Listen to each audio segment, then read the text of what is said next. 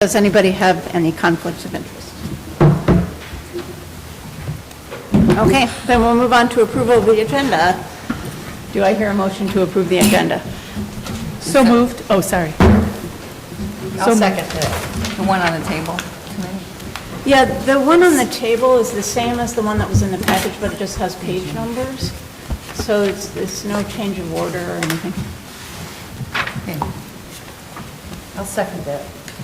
Okay, all those in favor? Aye. Aye. Any opposed? Okay, so on now to the first call for public comment. Please state your name and address and limit comments to 3 minutes. And this is, if you are interested in a response to any questions you have, make sure to sign in on the sign-in sheet so we can reach out to you later with any answers. Any public want to speak? Tina? Seems like hell no. Okay, then let's go into the consent agenda. Is there a motion to approve the consent agenda? So moved. Second. Okay, all those in favor? Aye. Aye. Aye. Any opposed? Okay, hearing none, then the consent agenda is approved. Discussion item followed by closed sessions of farmland and open space orientation. Gretchen, do you want me to move on to the next item, or is No. Mark coming? or- Yeah, Barry's supposed to be here too, though. So, I mean, I think we can start. Well, actually, let's wait till Barry comes. Laura and I are going to present because Mark's We can ill, present it. but Barry's also going to help, and then we're going to do the closed session, so, and Barry needs to be here. We should skip it. Can we until move it to the Barry's end of the here. agenda? Yeah, or we can just move on to discussion items, and then when Barry gets here, we can Yeah. go back to it. Okay. Karen, why don't we start, well, we'll just go in order. So the Dexter Township fiscal year 25 budget discussion, which starts on page 167 of the packet. And can I just point out that the budget for the open space is actually supposed to be right behind the PowerPoint, so we will be referring to that during our presentation. Okay. Thank you.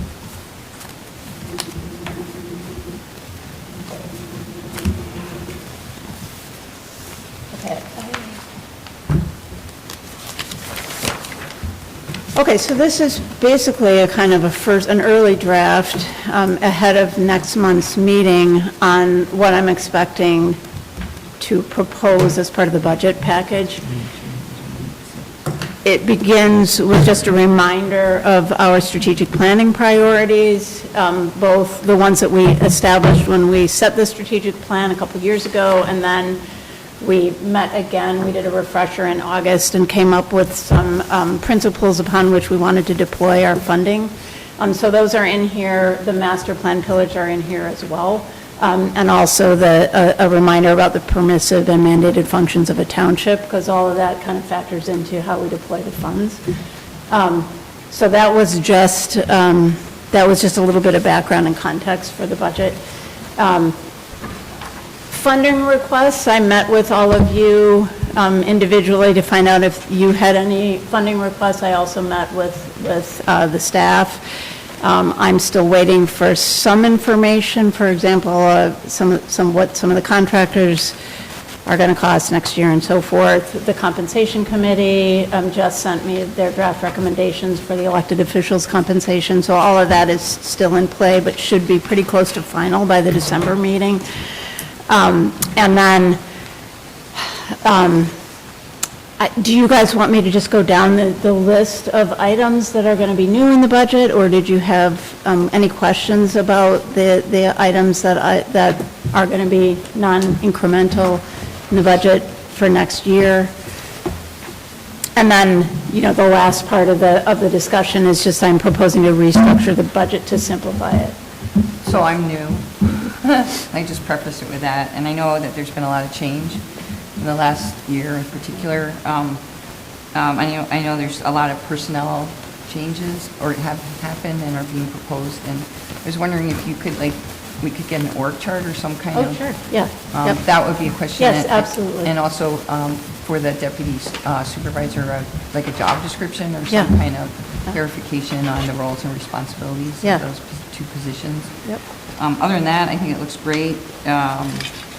You've done a lot of work. It's really, really clear that you've been thinking about this. And I guess the only other comment that I would have, I think it was in here, question about whether or not to have police and fire separate budgets. I personally would support having separate budgets because I think there's more accountability when you have a police budget and a fire budget.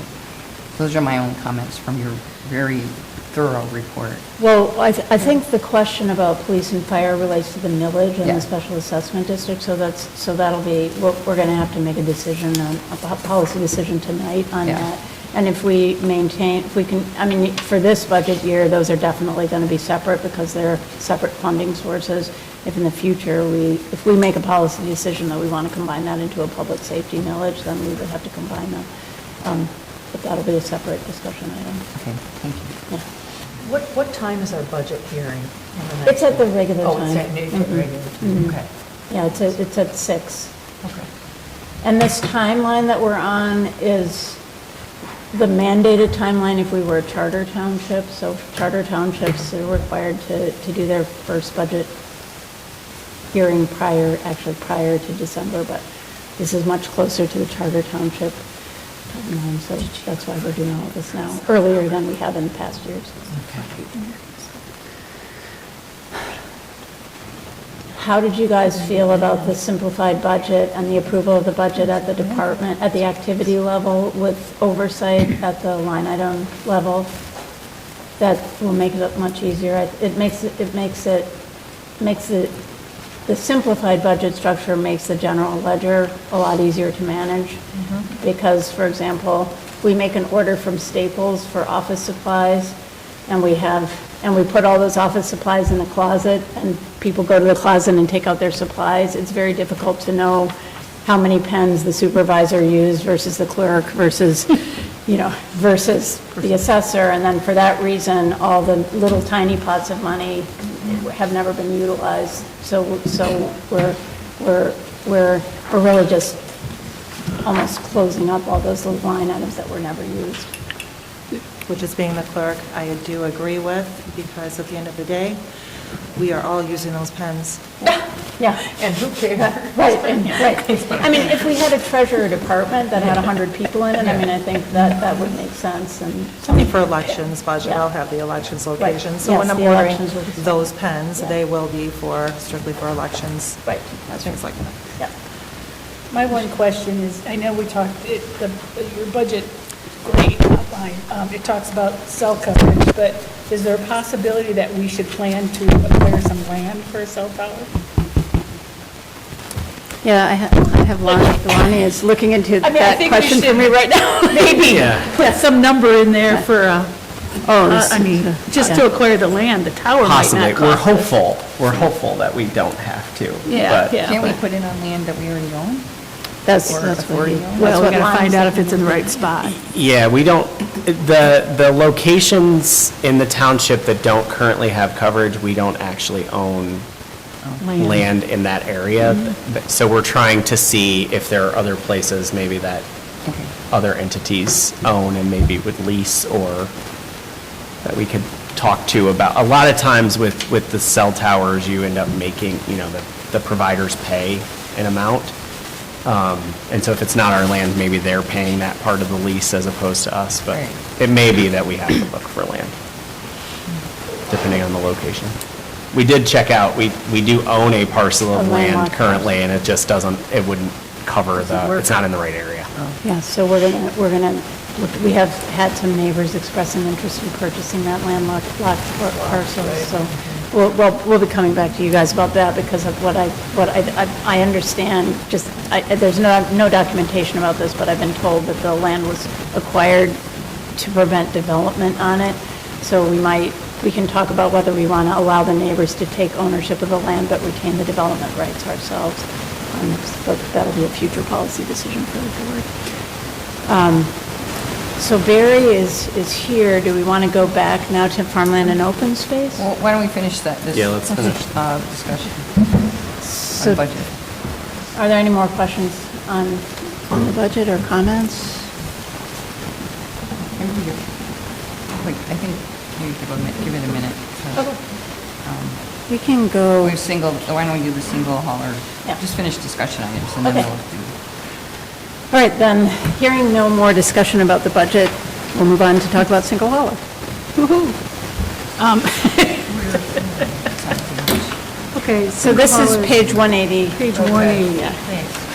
We'll do this table of contents for the agenda going forward. I think it's really nice. helpful, especially there. Especially when it's this big. This, we got through like 200 pages and on Like that. consent, but for the public, it's mostly backup on some contracts that, for why we should hire people and not, It's not substantive, it's a lot. That's a nice way to say it. It's long contracts, and it's all things that you guys, we've talked about many times, but now it finally comes time for me to sign them, and I need permission of the board to make, to sign.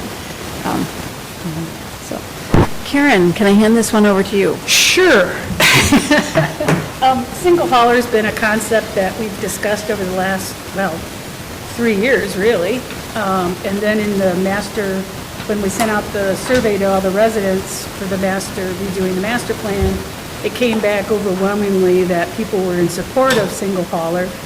So Dexter Township, Linden Township, and is working through the Washtenaw County with Theo Egelmont and his consultant, RRS Services. We're trying to combine Dexter Township and Linden Township to go to bid possibly for single haulers, so we have more homes and hopefully more volume brings down pricing. So we've been walking through it. So what's proposed today is we have to have an ordinance on our books to be able to approach the single hauler issue, which we do not. We've taken the ordinance and I sent it to Sinead through the first pass. And so we're open for discussion on single hauling, hopefully to vote on it next month, and then in 2024, start moving forward with maybe some proposals if possible. There's different approaches we can take. We can take single hauler approach, where only one person is authorized in our township, or one company is authorized in the township to do trash. We can handle it either where the township accepts the billings, or that we just have the contract and that contracted price goes to the residents. I think that's the preferred, because I don't imagine we want to handle any of the phone calls, or, that's the trash company's job. I don't think we're prepared to do that. So the intent is to go forward with a single hauler where the contractor bills the residents, and the township is just in negotiations to bring in a lower contract to reduce their cost. Obviously, the overwhelming a lot of the questions of why do it is less traffic on our roads. It saves our dirt roads to bring in a lower cost for our residents, to address trash and recycle. The bid will probably go out with both options, where residents can opt in at multiple price levels. I mean, that's where the guts will really start coming when we start writing a proposal. And we'll work with the consultants to do that. But today is just getting an ordinance on our books so we can move forward. It's just a discussion of... Today's just a discussion of the ordinance, and to move forward with it, we can't do anything unless we have an ordinance on our books. So that's our first step. So this doesn't commit us to anything? No, it commits us to nothing. Even if we put the ordinance on the books, if we vote for it in December, it doesn't mean we have to move forward with a proposal. And it doesn't pick an approach, it just says we're permitted to do this. Right. So any questions or discussion about the single hauler question? And just a reminder for everybody, and Gretchen, you're new, that this is something that our planner was working with Theo Egermont on. Theo is the Director of Public Works at the county, and he received a grant to hire a consultant who would establish a kind of toolkit almost for townships who are interested in doing single hauler.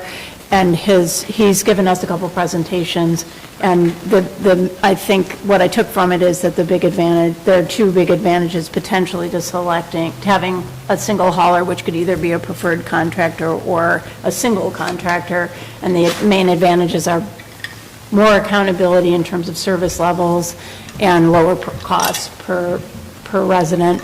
And we started working on this because some of the haulers in Dexter Township were canceling unexpectedly, so people would. A year and a people- half ago, they people fired would- half the township. Yeah, people would had taken their trash out to the street, and then the garbage company stopped coming. And so we started looking into this at that time, and Theo applied for this grant. David was working with them, and when David left, Karen took it. And also in the state of Michigan, there's roughly, almost 1,300 townships. Almost 700 have passed single hauler ordinances now. So it is a Trend. very good, big trend that's moving forward in the trash business. So, just question, when you're talking about a single hauler, so it will be an opt-in, we're thinking? The residents would opt into their service. So they wouldn't They- be taxed on it if they do or don't choose? They wouldn't be taxed for what, WWRA or? Not WWRA, but we would be working, or, so, We just haven't correct me picked if an I'm wrong. approach. The Okay, short approach. answer is, we don't have the approach. We yet. haven't picked the They're- approach they're yet, work- but- That's what the consultant and Karen are working on. Right. Okay, I was just wondering, when you're talking next month, is that what you're going That to will be come bringing? in '24. Okay, Right now, it's just the ordinance. We have to get an ordinance on our Okay. books before we Understand. can So the ordinance move is forward. just going to state that we're pursuing a Isn't single the haul ordinance option. in? I didn't see I it. didn't Are see you it. serious? The wording of the ordinance is I not didn't there. read this portion of the I packet. thought 'cause this it- was me. Oh, yeah, we No, have a whole, I was looking holy too. jeez. Yeah. and that was my question. Did I leave that out, Well, Karen? there's only a discussion, so like. Yeah, we have, I'll forward everybody the ordinance and post it. Not like We we're have voting it. on it I today. didn't read that part of the packet Yeah, because I apologize. I'm kind of familiar with it. We thought you were just proposing that you're going to bring an ordinance forward. No, we for have us an to ordinance discuss. written. Oh. I will forward it to everybody. I didn't Yeah. know it was not in the packet, sorry. So it just concerned me myself. I don't have a lot of garbage because I'm a very avid recycler. It has so- nothing to do with pricing. The ordinance has nothing to do with pricing or anything. It's just- So, but to that point though, how would it affect the WWRA? It doesn't really. We would stay with WOWRA with the $31 Okay. per year per house. Good. That would stay. Okay. Our intent in our discussions, who knows what's going to end up, but our intent is to have the recycling that is picked up curbside to go to WWRA. I see, okay. And then, are you, Michelle? Aha, are you done? did send me the ordinance. Can you print it? I could just print it and make I can, copies. do you want me to print this? Or I Yeah. can forward it? I mean, we're not voting on it, so Yeah. that's fine. Sorry. I'll that- forward I it to should- everybody. Guess I got to read I the whole had packet. one other question, how about yard waste and composting? Like, That's got to come up. That's all for negotiation. okay. That's So not, I think that's really important, yeah, it would be nice, wouldn't it? yeah. Actually, Especially, and I've, I didn't. but like leaf dumping in, In wetlands. culverts and Yeah. wetlands and stuff like that is not, But composting is out of scope, actually, because Yeah. of compost, so this is just a no, first step. just yard waste pickup would be great. Yeah, yard waste pickup would be great, but we're not, the single get it. hauler isn't yard waste. Oh, it's not? No, it's because a compost operation is a whole other. That's whole- That would be like. So the single hauler wouldn't have, pick up yard waste as part of their, Because there's no compost operation out here. oh. The only compost operation I know of is No. over at 6 Mile, isn't it? I mean, Over one of the big Plymouth? challenges is getting people to bid on, is getting companies to bid when the properties are so spread out. And so finding a company finding a compost operation, that's not imminent. So this will be, like, the first step is just garbage collection, solid waste collection. It's not recycling or compost, it's only solid waste. And then, but once we have the single hauler, then the compost and the recycling might come in the future, or it might not. And a lot of it has to do with the market and whether the market provides those. What about working with the WWRA on the compost yard waste issue? And what is Yeah, like that's this, all. what does Dexter and Chelsea do? Well, that's a topic that we're not looking into. I mean, that's not this, and so we're not looking into that yet, but it's something that we could talk about in the future. It doesn't have anything to do with the single hauler. That's definitely conversation for when we get ready to write the proposal. But you can take your leaves and your yard waste, not composting material, to the transfer station, and there's not a charge. but there is no one to actually come and pick it up. So what do they do with it? Just, They compost and turn it into... I'm really confused. I have a question, just because I just heard you. So in the presentation, though, it does talk about single hauler and recycling. Are we not? Recycling is different than yard waste. Yeah, but Karen just said it's not no recycling. Right, so I'm. Oh, no, we You did expand. We have talked about expanding into trash and recycling for curbside recycling. I should. Sorry about shut up that. and let you- Sorry. No, that's okay. I just wanted to make sure I was It's clear. okay, I didn't 'cause include the ordinance. Yeah, the recycling, I think, is a big, I think it's a big, I think. I mean, it's a- I understand that yard waste is, if I don't know that I understand all of this, but, because my understanding with single stream is that some of it can be, like, there are some places that take both the trash and recycling all together. Everyone separates compost, I believe, like it's a whole separate, so that makes sense to me with the recycling, for sure. I think is an important aspect. Because we struggled when we were one of the houses that lost the previous provider. And we struggled to find one that also offered curbside recycling. You found one? We did. It is Very expensive. very, very expensive and every other week as opposed to every week. But we did find one. But I can tell you in our little cul-de-sac, there are 3 trash trucks that come by on the same day. That's what, Yeah. yeah. Recycling is just a really hot topic Yeah. for the township, and I think we have to include it, and our intent is to include it. Well, on For Lonnie's. curbside. On Lonnie's point, I mean, so being Miss Local Roads and caring so much about the local roads, it really, it really is beneficial for all this investment we've made in our roads to get those heavy trucks off. I learned that the garbage trucks are heavier than is allowable during the frost laws, but they have to go, they have still to have to do do it. the trash collection, so we have all those heavy vehicles driving on our local roads during the frost law time. So, are there more questions about Yeah. single hauler? Sorry, I followed the ordinance. Okay, so are you guys ready to go back to Sure. permanent and open space? We gotta stand up there. Yay, Barry, hi Barry.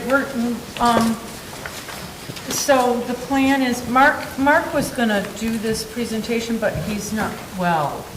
So, wait a minute, I have to find it. So we're on page Barry. 173 of the Okay. package. Okay, you're good. Okay. And so we're going to do a short presentation about the Farm Land and Open Space Preservation Board and an overview. And me and Gretchen and Gretchen and Barry will address this presentation, and then we're going to go into a closed session. And that's going to be led by Barry with farmland FOSP, business. Okay? All right. So, first of all, in your presentation, and it is on page 161, I think? No, I gave the wrong. Okay, it's a new one, okay. It's 144 is what it. Okay, 144. So there's history here. Although and- to me, it looks, that doesn't, 144, I It don't doesn't think that's look right. No, right. it's to me. one, That's the development rights. yeah. That's the ordinance. We're just doing the PowerPoint that it's 161. PowerPoint. There we go. In this pen. There is an ordinance, though, that's, I see. I in see there it, also. page 161. Right, it's Yeah. 161. Okay. Is there a reason why the ordinance is included?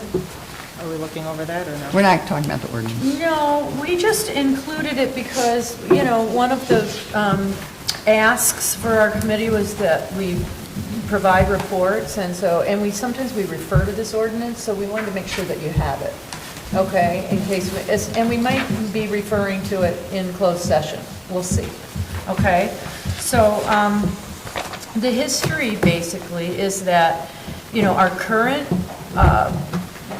Board of Trustees elected in 2020, we were elected in 2020 with land preservation on our platform. So all of us were in favor of land preservation, and we openly spoke about that, and we were elected.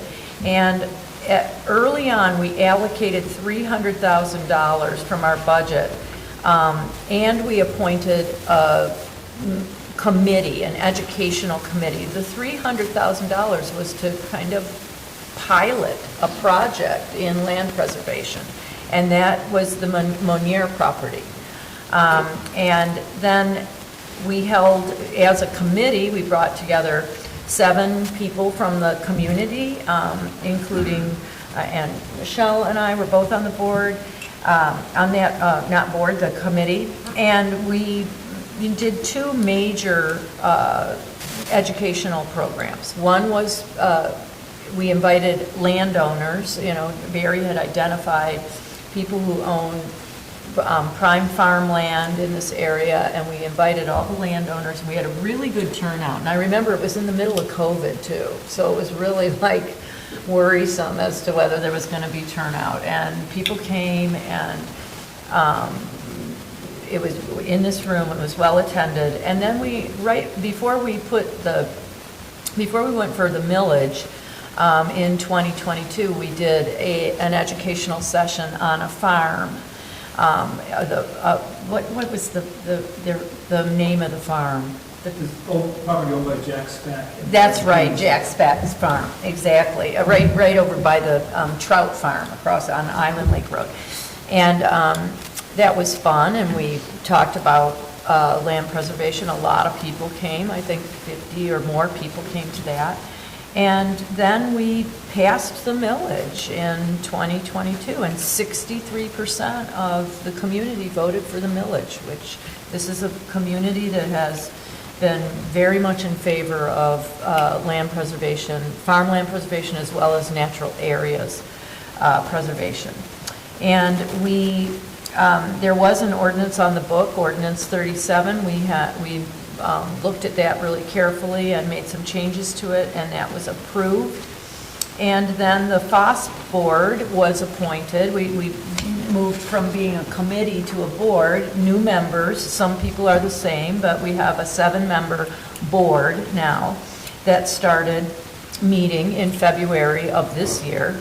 And our charge is to look at the applications that are coming in with Barry's guidance, look at the applications from landowners that are coming in, and assess what are our priorities in terms of preservation.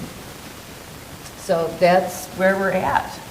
I mean, and then Barry's going to talk about, or Gretchen, somebody else is going to go with, tell you where are we at now. But that's the history to date. Okay. Yeah. So we kind of split this since Mark as chair isn't Right. in, here. So just to tie back to the master plan values that we talked a lot about, how the Open Space and Farmland Preservation Commission ties back in the ordinance into the master plan values of preservation. We're talking a lot about values tonight because I know in the budget, it's part of the budget. Preservation of our agricultural heritage, protection of our natural resources is another value, thoughtful planning for future development is another value, core value, and creating a sustainable community.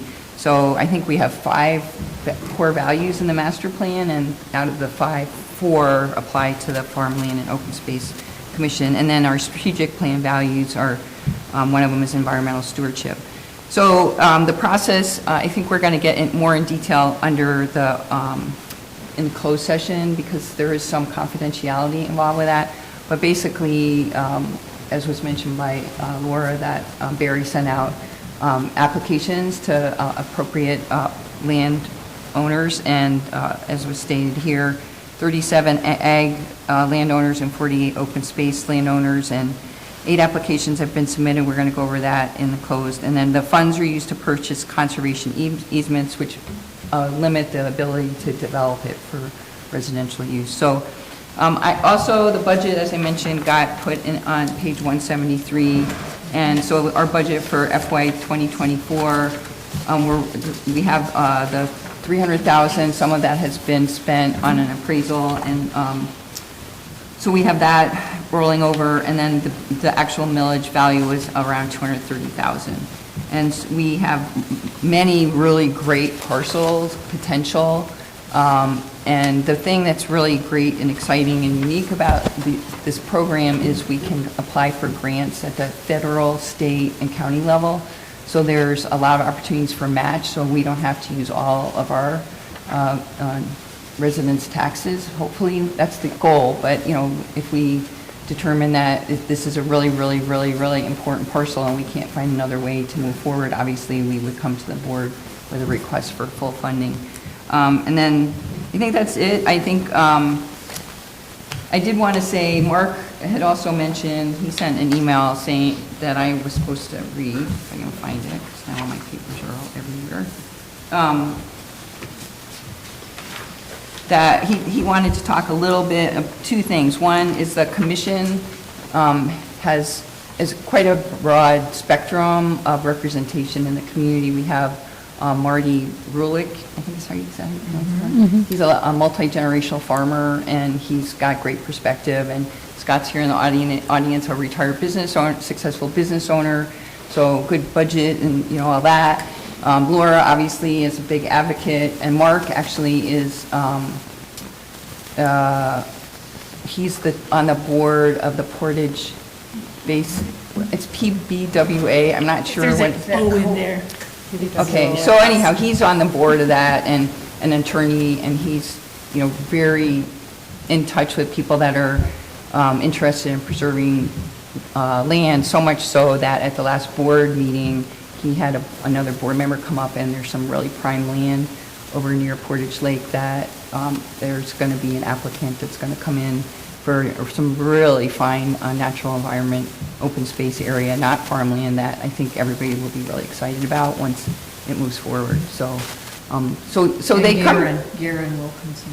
Yeah, Garen, yeah. Garen And is is Kathy? And on? Kathy Bradbury, Yeah, so- who was also on the committee. Yeah, so there's, We're very thank you lucky. for reminding me. Well, and you told me something, or Barry told me something that I didn't know, which is that the applications are always open. It's a rolling, so anybody, if anybody's watching or listening and you have land that you think is worthy of conservation, you should reach out to Laura or the committee, because the application, it's not like you got 8 applications and now it's closed. It's always open for applications. Great, and then we're going to talk more, I kind of sidebarred, but, because Barry's going to talk about the funding sources, and then also the parcels, and then Laura's going to wrap it up, and then we'll go into closed session. Here's the,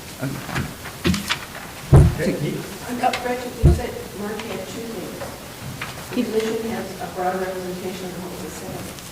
that there are opportunities, some really great opportunities that come unsolicited, and one of them that just recently came forward is a really prime piece of open space, natural area over by Portage Lake.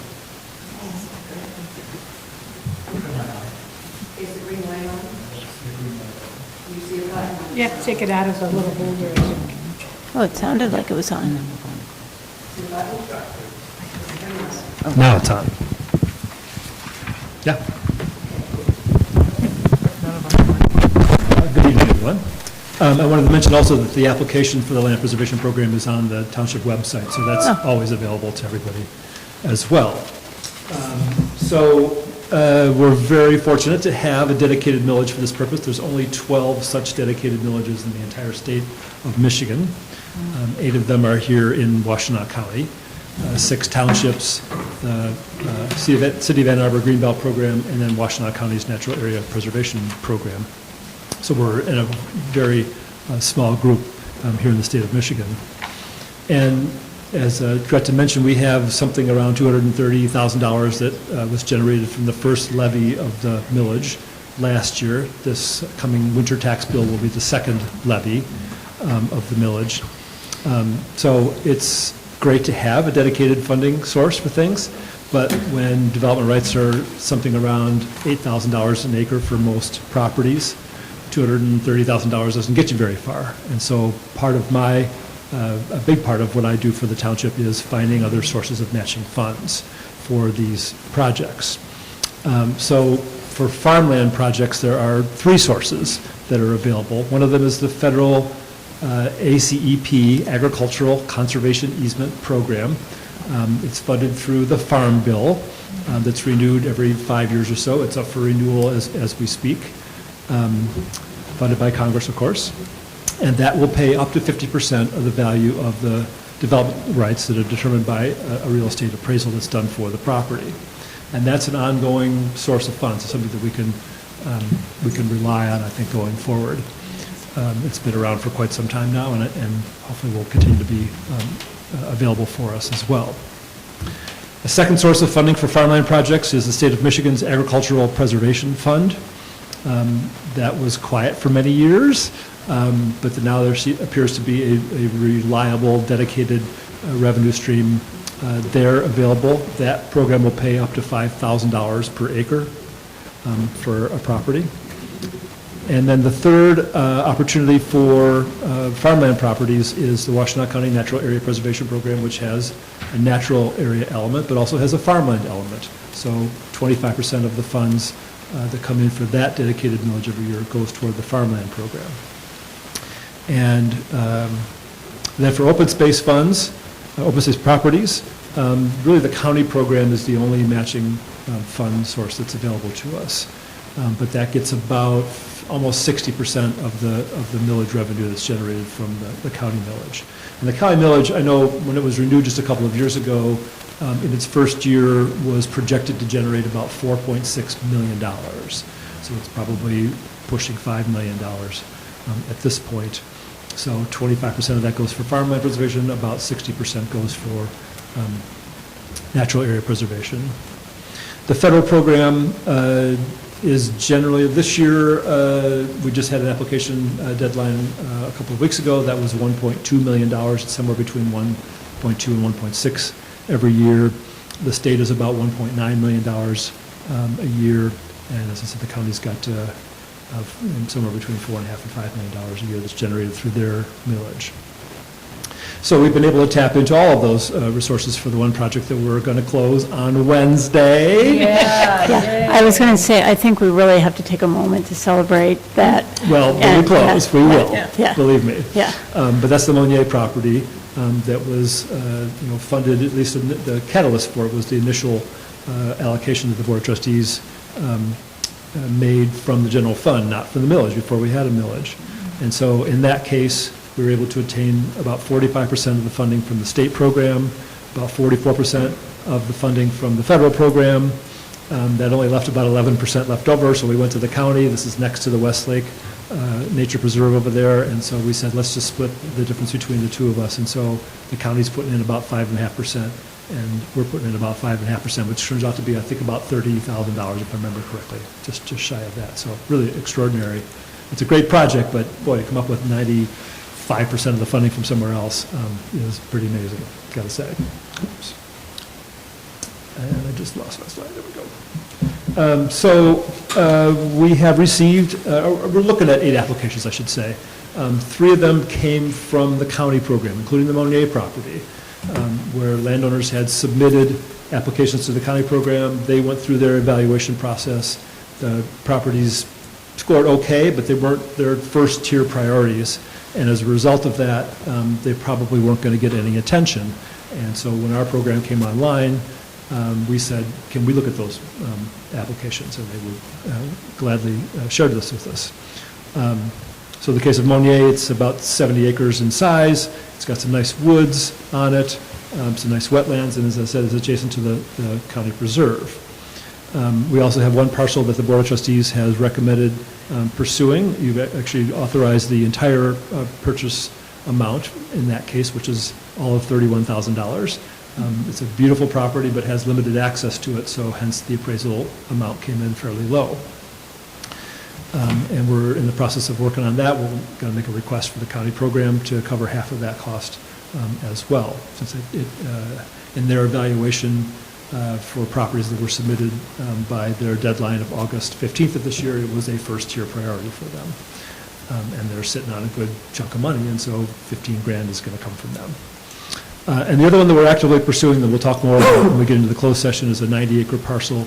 We've already received a good chunk of money from the federal grant program, about $475,000, if I remember correctly. The state program just announced its deadline for this application round. It's in early January this year, and so we'll be submitting that property and probably other ones as well to the state program. So we submitted, I think it was 5 properties to the federal grant program in a special application round earlier this May. We got 1 award for that. We since had another application come in the door that looked good, so we submitted the previous 4 plus the new one, so 5 total parcels again for the application deadline a couple of months ago. And a couple of those score really well. It's a statewide competition, if you will, so we don't know who else is applying, how well those properties score, and what they're asking for. But both the state and the federal programs start at the highest scoring properties and go down the list until they run out of money.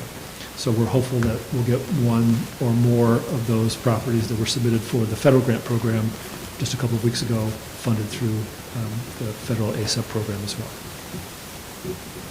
And then more in closed session. Yeah, okay. So that just brings us to our next steps, and this is this is another reason to have the ordinance in our packet. And if you look at this ordinance, you've seen that the scoring kind of rubric is in here. And where is it? Yeah, right, yeah. The scoring rubric is in here. And so at some point, we might revisit that, or if we have issues around that and we want to tweak it, we can take suggestions from the board, and we can look at that in our FOSS meetings, okay? So, yeah, we want to have a closing celebration for the Monier property, right? We're good at that. We're good at having a party. So we should definitely do that. And then we plan to update the board monthly, because these applications do come rolling in, and, it's important that everybody be informed. The plan is to have an annual landowner mailing, so we'll be mailing out, letters of invitation and application to significant landowners on a yearly basis. As I said, we can refine our rubric and our point system where it's possible to do that. And we plan to identify additional funding opportunities and processes. There may be some ways that we can partner with folks in Ann Arbor and other places to increase our funding sources. So, any questions? An annual report. Oh, and we're going to do an annual report. Did I skip over that one? Yes, I skipped over that. We plan to do an annual report as well. Will you submit a budget request too for the 283 or 293? That's what That's the next, the That's what budget this is is? in here. Yeah. Oh, okay. Did you guys, it's page 173. It was submitted, but I think it just got, because you had budget on your It got agenda, separated. it was supposed to be part of the presentation, I just see. like at the end with the ordinance. Yeah. This, So, guys, is the budget Great. proposal. Are there any questions? What was the page number on the bottom of that one that you just told me? 173. Thank you. Mhm. I knew I had seen it. Passed. good thing you guys number these. I think it's the two-sided thing, too. Yeah. Because they're not always the... This is so just. Could you both sides imagine are not always the single-sided? same subject, yeah. That's not changing, are we changing the bylaws? It's just. We're going to do the appointments in December. So in December, we're going to have a meeting. So Michelle is reminding us that the bylaws provide for only one Board of Trustee, one member of the Board of Trustee to be on the Farmland and Open Space Board. And we haven't yet. I asked for the board's patience, I guess, with that, because in December, we're going to be redoing our committee meetings. That's in my supervisors. We have many committee appointments that are expiring, and so we'll be approving a slew of new committee appointments, and that issue will be addressed in December. So Michelle's just reminding me that it's exceptional that there's two Yeah. members of the board Sure. that are serving on the committee, and it's just because Gretchen was appointed prior to her becoming a board member. Right, and then became a board member, yeah. And I think everybody knows that Michelle and Laura were the original Yeah. members of our committee before it became a board. So no other question? This was great. I appreciate it, yeah. And congratulations to everybody that put effort into this. So do we need to do a motion to go into closed session? Yes. I'll move to go into closed session on behalf of the Farmland and Open Space Preservation Board discussion. Do I have a second? Second. All those in favor of going into closed session? Aye. Aye. Aye. Any opposed? Two-thirds. We need two-thirds roll call. Yeah, two-thirds roll. You should also cite the exception you're going into under. Discussion, Okay, so guide I me on assume that. it's the purchase of property exception, Yeah. probably, so that would be Why we're going into closed session. Okay. 1D, exception 8-1D, under the OMA. So say that again. Yeah, Certainly. can you state the motion for me? Certainly, so Yeah. the motion should be to go into closed session pursuant to 8-1D of the Open Meetings Act Okay, to discuss the purchase of property. okay. So Gretchen, is that an acceptable amendment to the motion? Yes. To you? Karen? Acceptable second, yes. Okay, and then a roll call vote? Okay, so Gretchen Driscoll? Yes. Laura Sanders? Yes. Michelle Stamoulis? Yes. Karen Nolte? Yes. Lonnie Scott? Yes. Myself, Karen Sickinga, yes. So I'm going to ask, and do we need to, if we would like Lonnie, we would like Barry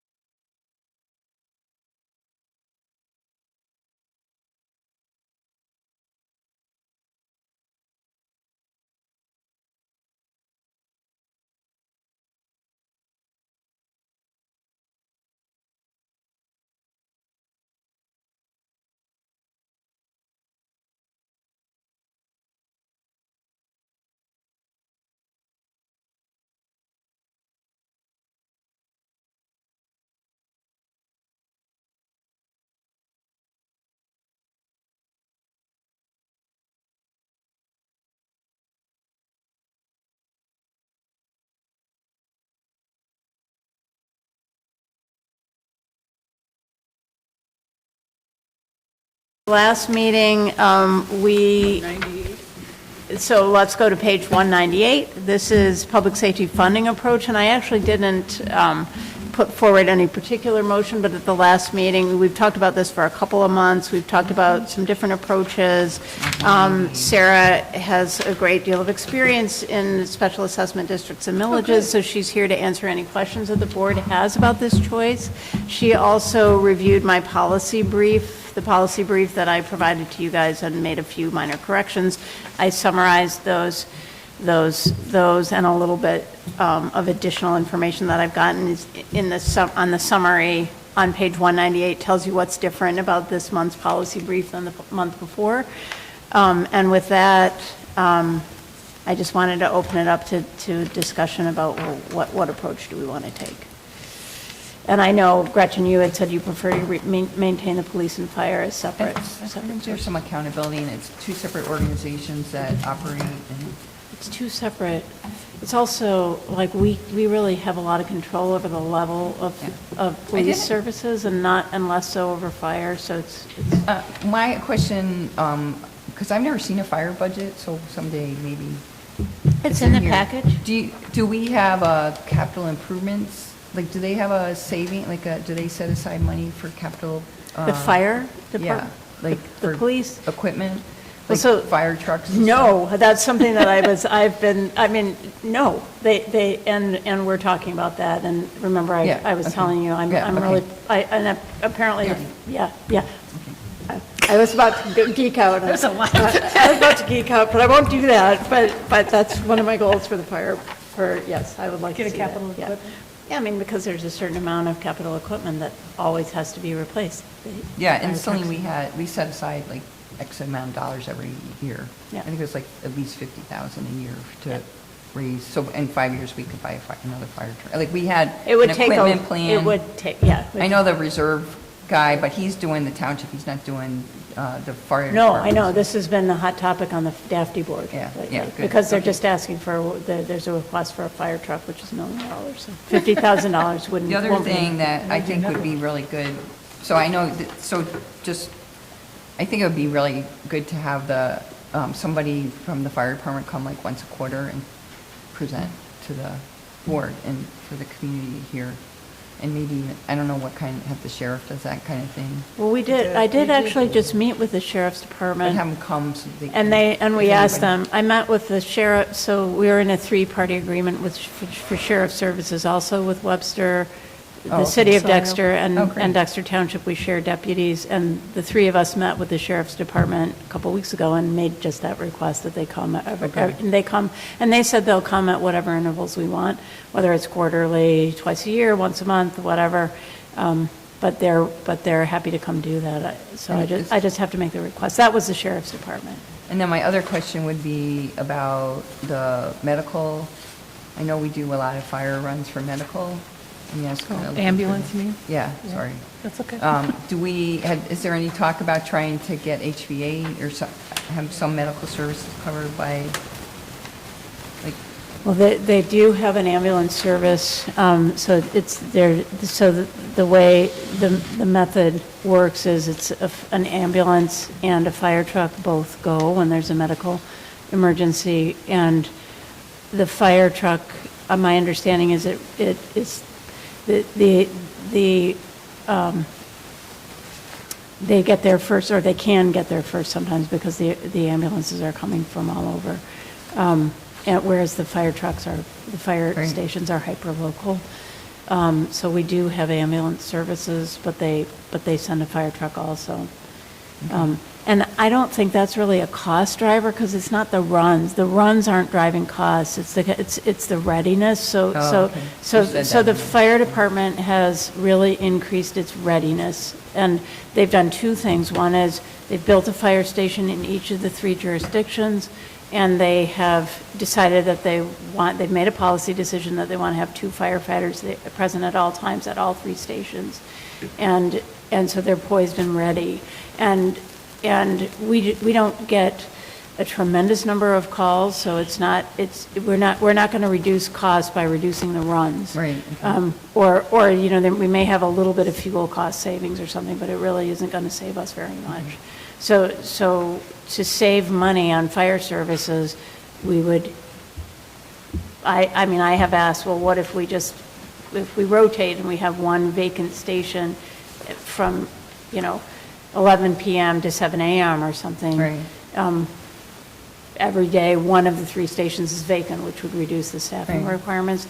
They're saying, well, this was all before my time, before I joined the board, but the call that they've analyzed, they tell me the run data, and there isn't a time, you know, there isn't a time when Slow there aren't time, many calls. yeah. There isn't a slow time. And so what would happen in that case is, you know, whoever is in the, if you happen to be unlucky and you're calling them at 2 AM and your station happens to be the one that isn't Right. staffed at that time, you're going to have a longer response time. And And that probably would affect the insurance rating, too. yeah, right, and it would affect the insurance rating. The other thing they could do is have only one firefighter present, which I don't agree with that. I don't think it's ever a good idea to have one firefighter present. I'm not in favor of that. It would reduce cost, but it's risky. I mean, Right. we had a firefighter fall at Fire Station 2 on the ice, slip on the ice. And, you know, I mean, firefighters also have accidents, right. you know, they're just people, right? And if he's the only, you know, so you can see the obvious Okay. risk with that. So I can't say that I disagree with the policy decisions of the board, but it's expensive. Right. It's just expensive. Right. But all of this is about fire operations and not so much, the other complexity there is that it's the DAFD board that makes the policy decisions. And we just receive the bill, basically, and we're in the process of having budget discussions now on the DAFD board because their fiscal year begins January 1st, so we have to approve the budget in December.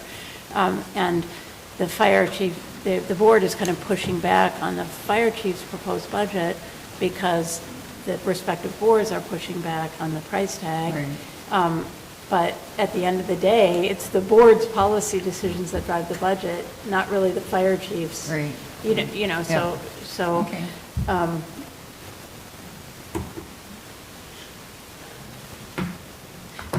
And that's not really about the funding mechanism. Yeah, sorry. 'Cause, you know, I got it. so A little there's, sidebar you know, there. so we still have those same policy decisions. Do we want to do a special assessment district? Do we want to do a millage? Do we want it to be, if it's a special assessment district, it could be open-ended in terms of timing.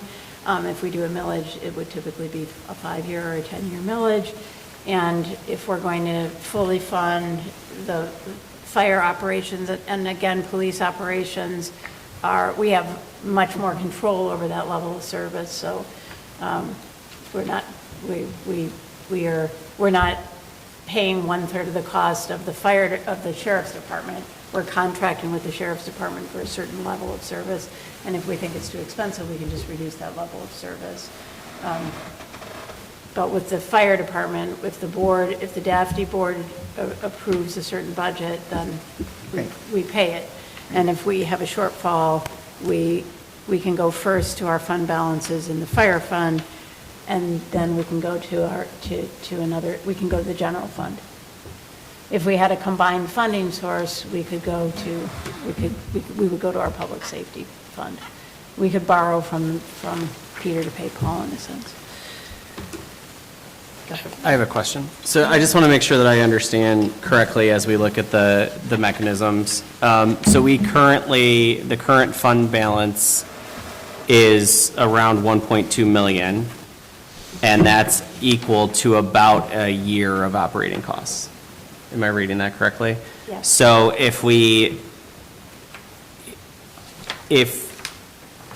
I guess I should start with, I prefer a millage over a special assessment district.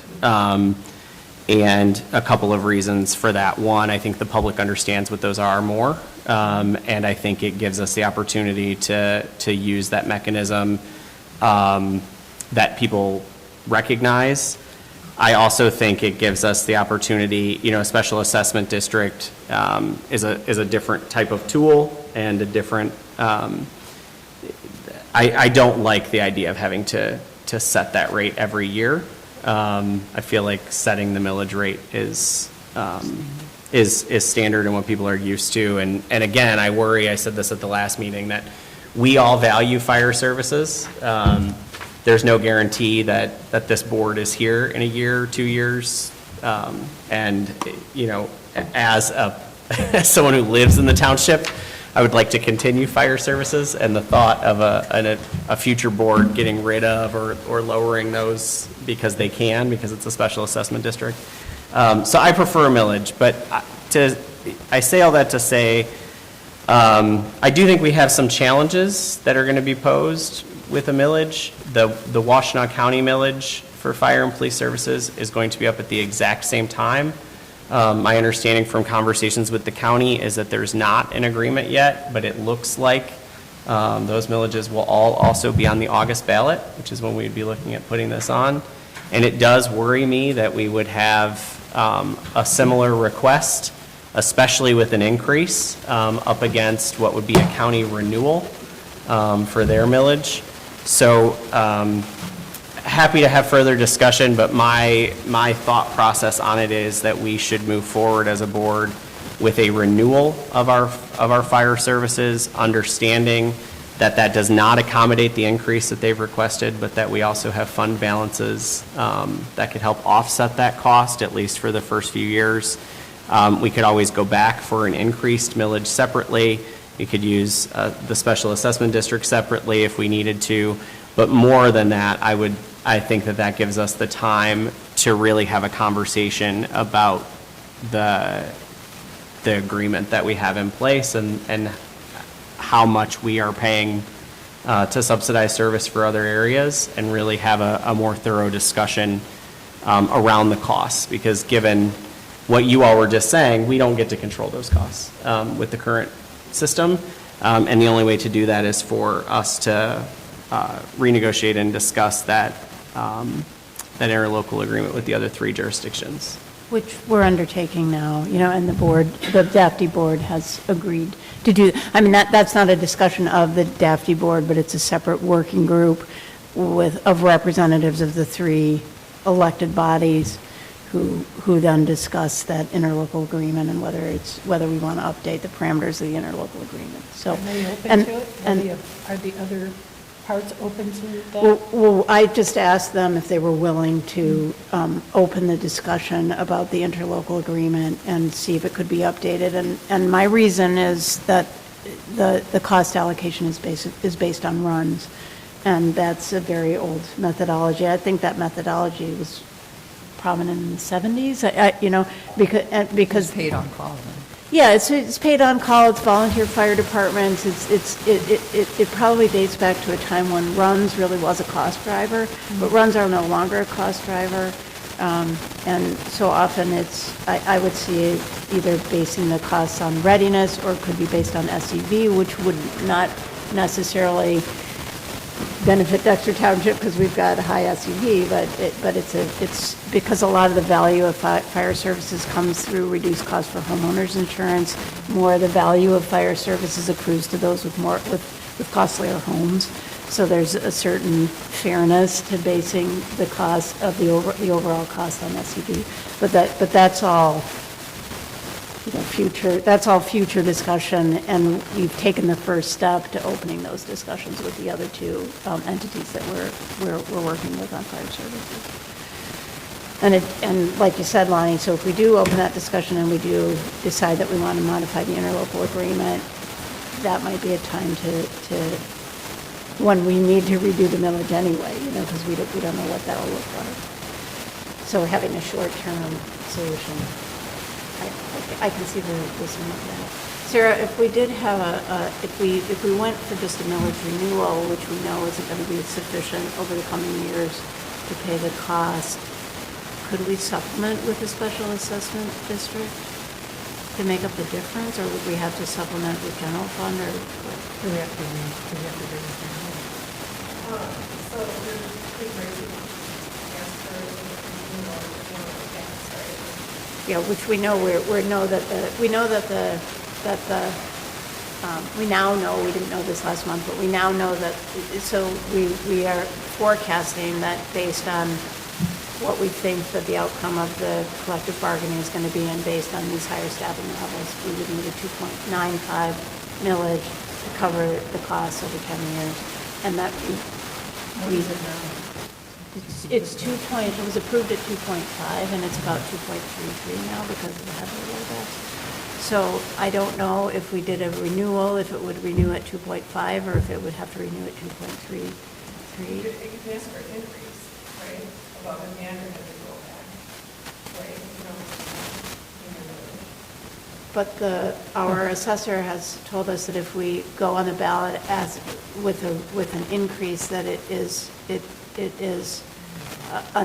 a new millage, it's listed as a new millage, whereas if we don't increase it, then it's a renewal. And I think Lonnie is saying that if we put a renewal on the ballot, that's a lower bar than a new. And so, so if we decide that we want to just go for a renewal, but in 2 years, we realize we don't have enough, could we do a special assessment district for a modest amount, like a 0.5 mil special assessment district? Supplemental. You could do that. I don't see why. I've never been asked to do that before, but I don't know if anything in the law that we're going to do that, right? So you've asked the voters for the millage. You still don't have enough. And so you can always, the statute allows you to impose a special assessment to cover the cost of your operating expenses for public safety. So I don't know why you would be able to do that. And Karen kind of asked this, but so because the voters passed the original millage at 2.5, is 2.5 our renewal rate, or is it 2.3 because of the rollback? So it's less. Well, it's what it is now. Yeah. Basically, it's what it is now. But the rollback basically means that the value, the rate goes down, but the revenue remains the same, right? I mean, the revenue, the rate goes down, but because the property values are increasing, the nominal value of the tax dollars remains the same, but it's based on a lower rate. Well, now you're asking me Oh. about I like that. But I think that was the policy purpose of the law, right? Was that you're, yeah. But that's a much bigger, that's a 0.6 mil difference between what we need and what the renewal would be versus a point. A 4. 0.4. Well, the other option is to go in August for a renewal, or for the whole thing, for new, and explain that it's because of head lien, it's the same taxes that you're, and if Nobody's it doesn't pass, then try again in November. That's another option. And then you could just go back to just renewing it. Like, that might be, Oh, yeah, we could try for it all in August, and then if that fails, then just go back for a renewal. yeah. Is the county going in November or August? August. So I thought about the question. So yes, so the revenue is the same because when it rolls back, Right. it goes back to what your previous revenue was. Right. But so if you go beyond, your assessment, Yeah. Yeah. So the point where The point is to maintain the revenue and prevent the revenue from increasing. Yeah. So is it 2.3 or 2.5? 2.3.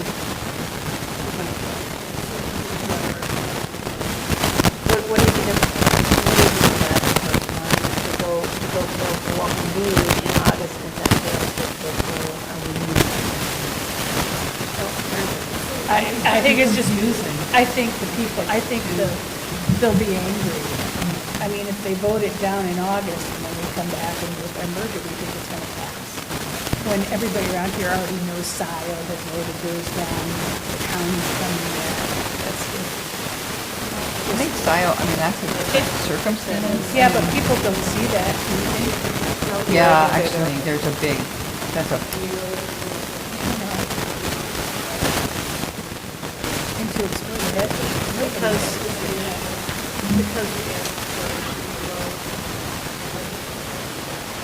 Because it's harder to get a new road passed than a new road. Just to increase the likelihood.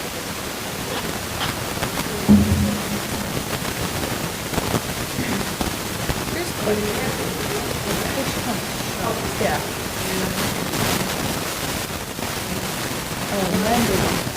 So if they vote no on the, And we text And then we go I don't to think that, SAB. we don't want to do that. Well, and that's why I said, my first recommendation was that we go down the path of approving it as a board.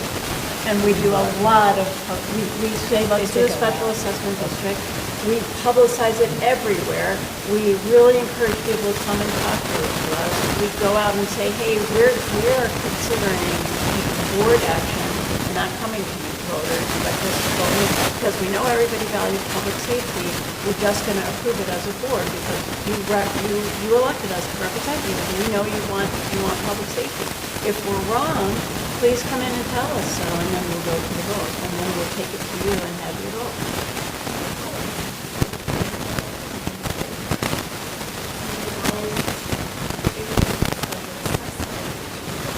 Yeah. Well, that's what got turned on in Scioto. yeah, but as far as fire station, a lot of the heat is because Yeah. of the fire station.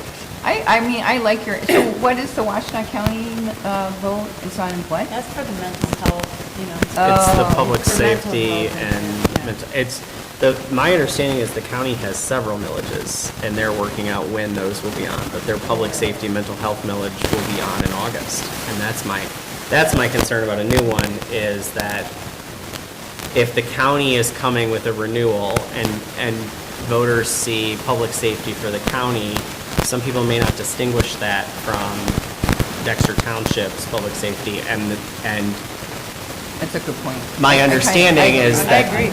and I believe that in that instance, the local loses, the local is more likely to lose out than the county millage, which relies on many more jurisdictions for passage.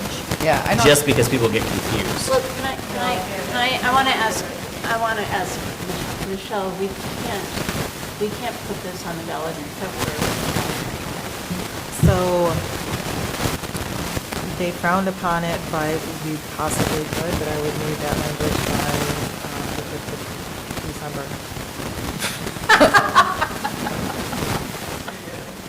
Well, I mean, You got 2 weeks, you got a week and a half. Yep, right now, I did just find out, and I was going to let everyone know from the county that currently there are no proposals. So it would be, correct. I wish, I'm not even going to go there, but it should have happened this year. I kept emphasizing that last year. Well, But if that is that's water possible,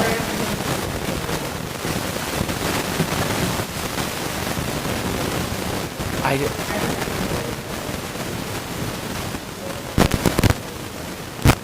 Yeah, the Secretary of State just announced, I believe, 5th or 6th was the final announcement of the, yeah, so I mean, I would be concerned with that date just because, do we even know what, I mean, that's the Democratic presidential primary. Do we even know what the other primary, is the Republican primary on the same day?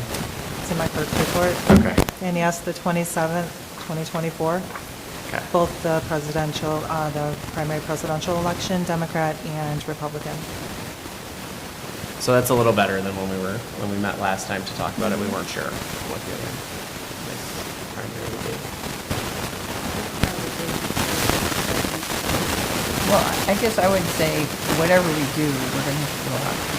Like, you know, like when you talked about doing the one-way, like, we need to talk to people and make sure that everybody understands that this is the money that funds, you know, fire.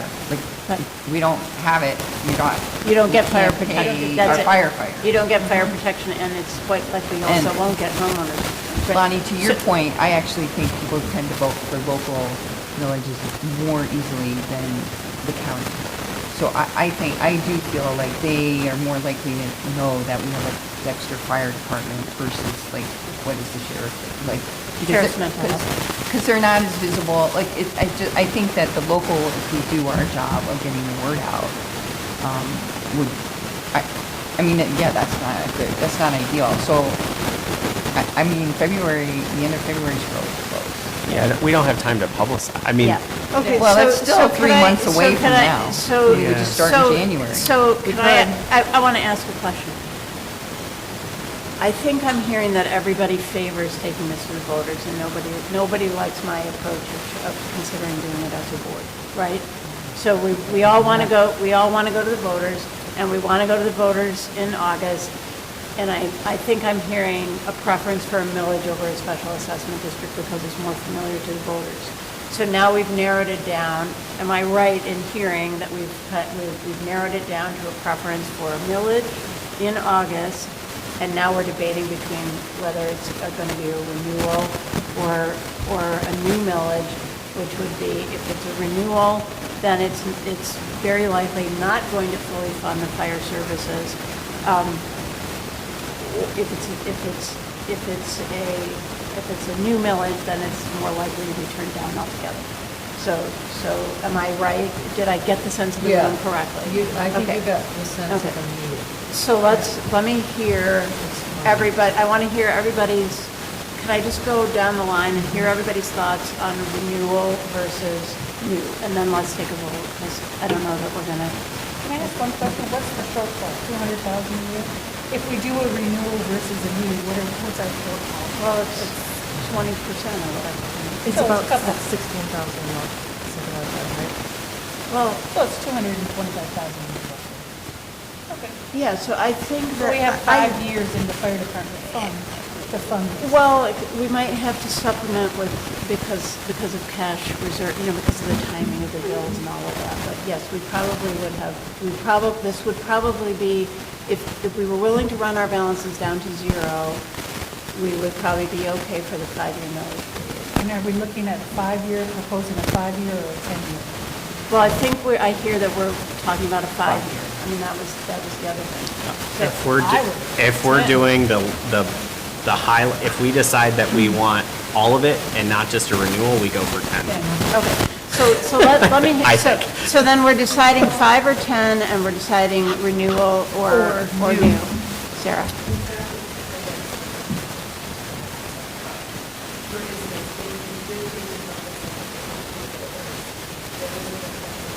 Right, that's right.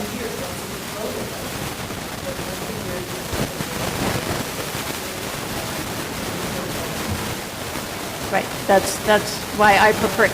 And I also prefer it because it's much more flexible, so when we, it's, as a public policy, it's a better public policy, but I agree it's less familiar to voters, and if we care more about familiarity to the voters, then, I mean, I'm fine, I'm not gonna fall on no sword about it, but I think it's a better funding mechanism, but if we think that it's more stable and it's more flexible, it can adjust to, if we change the interlocal agreement, and that changes our requirements, we're not in this situation again.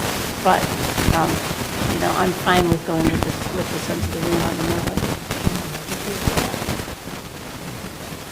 We don't have time, I mean, that's as Michelle Well, if we go to pointed out, I August. mean, we, if this was a year ago, it would be different, but we're under time. You just have to get language together, just have to submit it by December. No, but we're under 6th, and time. there's 2.5 months to publicize, like the community flyers. We're under time pressure because if they decline, They'll be then we don't cleaner. have as much of a fail-safe. We don't have as much time to come back to them if So you could do it in January and then do it as November. Or August. Or you could do it as a general, but right now there is nothing else lingering on the proposals for February, and it will be local. So maybe go for I'm open to go, I don't have Exactly. a problem going for February. I think we should go as soon as we can, because if voted no, then we have to come up with another solution. So, and I don't think, yeah, I think we just need to work really hard and say, this village is ending. I mean, it's not rocket science. Like, you voted this in, and like if we do, whatever we do, special assessment or millage, I was wondering about the language of a special assessment. I mean, because people aren't as familiar about it, what does it say on the ballot?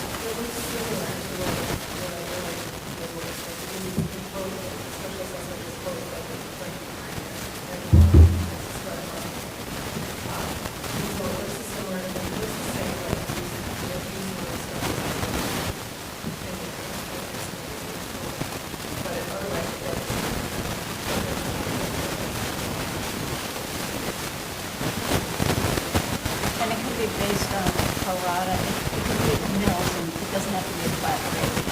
Correct. You can do that.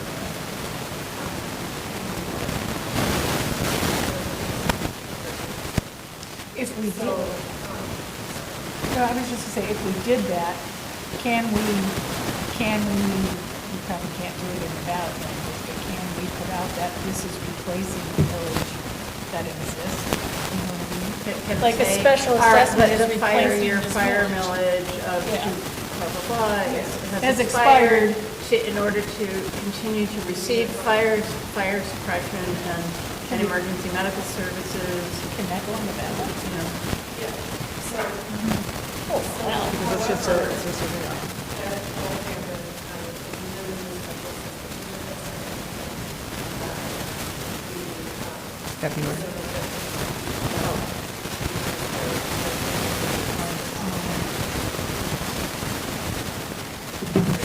So if you're doing that, then that would have to be with So this is my turn? Yes, your turn. Okay, I think we should go simple. I think we should renew our millage and then see where we're at. Because I think we have other supplemental kinds of, we can supplement. And so I think we should stay simple.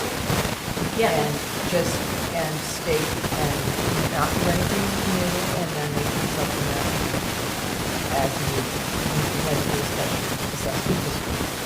Yeah. And we put supplement for general fund dollars too. That's because right. I know that Dr. City, I don't know if it's exactly what it's supposed to have. Nothing, it's not a question, I'm just saying we could use our general fund dollars. Right. so is this, Yes. If we wanted to do that.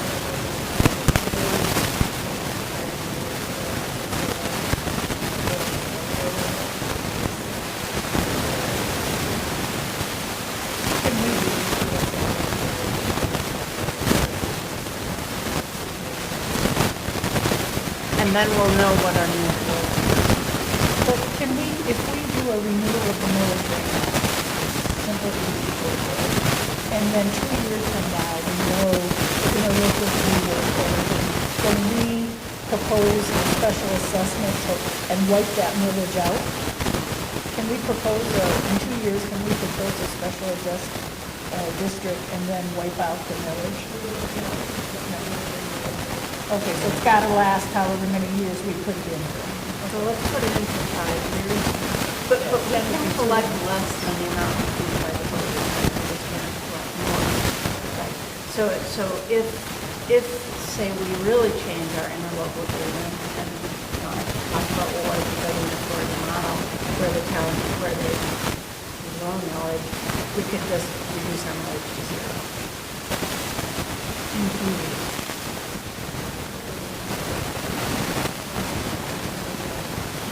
I mean, it's not likely, I mean, probably any change we made will make it. Well, it would only be if we changed it. So I Okay, think so I, renewal, yeah, February. shooting for February, do I hear a motion? Oh, I didn't know I didn't know it had to be February. but- No, it doesn't have to be February. Okay. What do you guys think about that? I vote February. Well, How I'm- many people vote in February versus? I'm fine with it if that's what everyone wants to do. I just think it worries me that we don't have a ton of time to publicize and that it's potentially not going to be big turnout, which means that you have to publicize more because every individual has a big impact. If there are less people. I do think February is better strategically because then it's not on the same Then it's ballot not as the there, one yeah. from the county right next to each other. Well, the millage is done this year, right? Yes, it's done next It's done month. December. The sooner we do it, the better. You know, the longer, I mean, I think we can do it in February. I think we can get people involved. Let's go up to the HOA, we'll talk to them, we'll see if Yeah. they want to do an article, you know, we can get an article in some times. We already put some information in it, and decided and planning to issue tomorrow, so we've already begun the public publicity. So we'll just have to do it in time, and Sarah says they can get the language and make the language as simple and straightforward and clear And are we going for the full shot or the renewal? as renewal. But we're Okay. going to have a special meeting, right? No, probably not, yeah. Because we just, no, only a few months, so. So do I hear a motion? Wait, just I had a question. Line discussion. to be ready by the December 5th deadline, we're going to have a special meeting, right, to consider that language? So do we also have time with everyone's, I mean, we had to do a special questionnaire about whether people were going to be here for this meeting, so I just want to make sure. Yeah, but that's because this is a holiday week. Yeah, but it's, It's right after. I mean, we're like a week away from, Yeah. 2 weeks. 2 weeks, I guess. Would you be able to get us draft language by, say, a week from Thursday? How about a week from Wednesday? I mean, we could meet before We do the the plan. 29th? Oh, we could do before the planning Right, meeting. before, you know, at 5:30 before the The planning 28th. commission meeting. I can do that. I know 5:30 isn't optimal for you, or, Yeah, but I was going to go to that planning meeting, so let me see what's going on. What's day, the 29th? 28th. I a can do week it. from today Isn't at that planning 5:30. commission? Yeah, but at 5:30. half hour right before before it. the planning. I commission. can Oh, do yeah, it. I was planning on being here. I so. can do it, Yeah. whether you believe it or not. 5:30. 5:30. So Michelle, Aren't you glad you're here tonight? a week from today, 5:30, right before the planning commission meeting? Yeah. Tell me what day that is. Kind of. Tuesday. Tuesday, it's the 28th. And if she can't. do Okay, it- if- so do I hear a motion now? Well, we don't know if they can do it. Should we have a backup date of the 4th or so if she can't do? Yeah, so it says right here, just to let everybody know, ballot wording of proposals qualified to appear on ballot, certified to local clerks by 4 PM, Tuesday, December 5th, Okay. 2023. So we have the time and there's no other proposals. It's smart. I think we're good. I'm waiting on Sarah. Sarah? I have faith. Sarah's just She going. says, why did I Oh, come tonight? I'm going to owe somebody What big. was I thinking?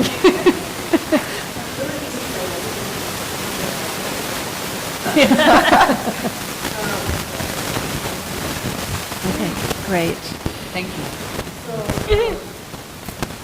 I would love, if it was any way you could get it to me by the 27th, let me read it and then get it back to you. Like,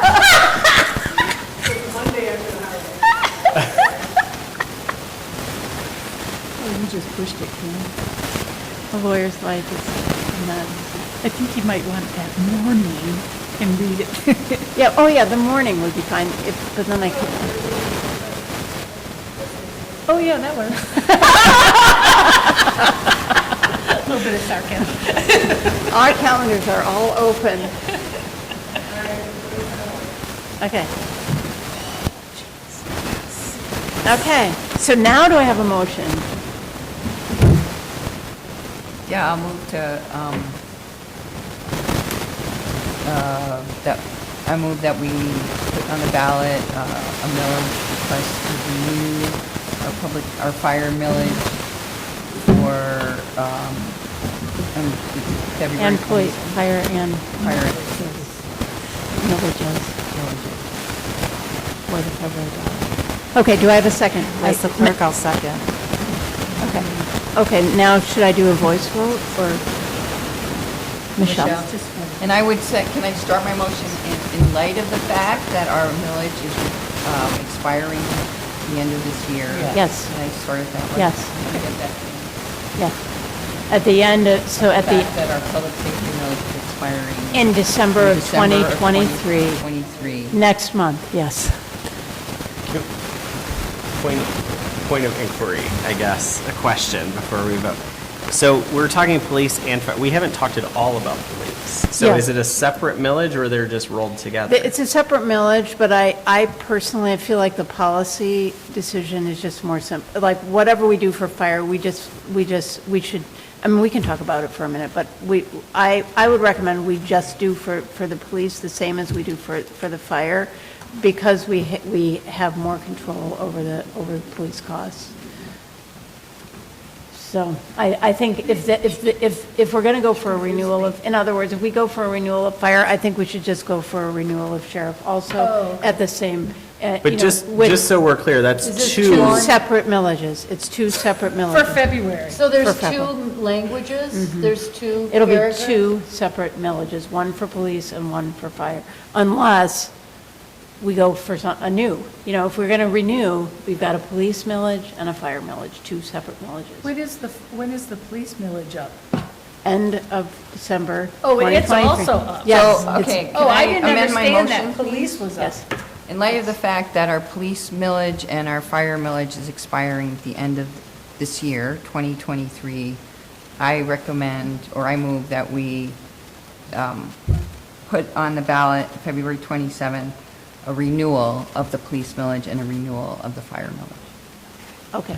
And I will, And I will a second. For second a from- 5-year term. And for a 5-year term. Janice, did you get the 5-year term?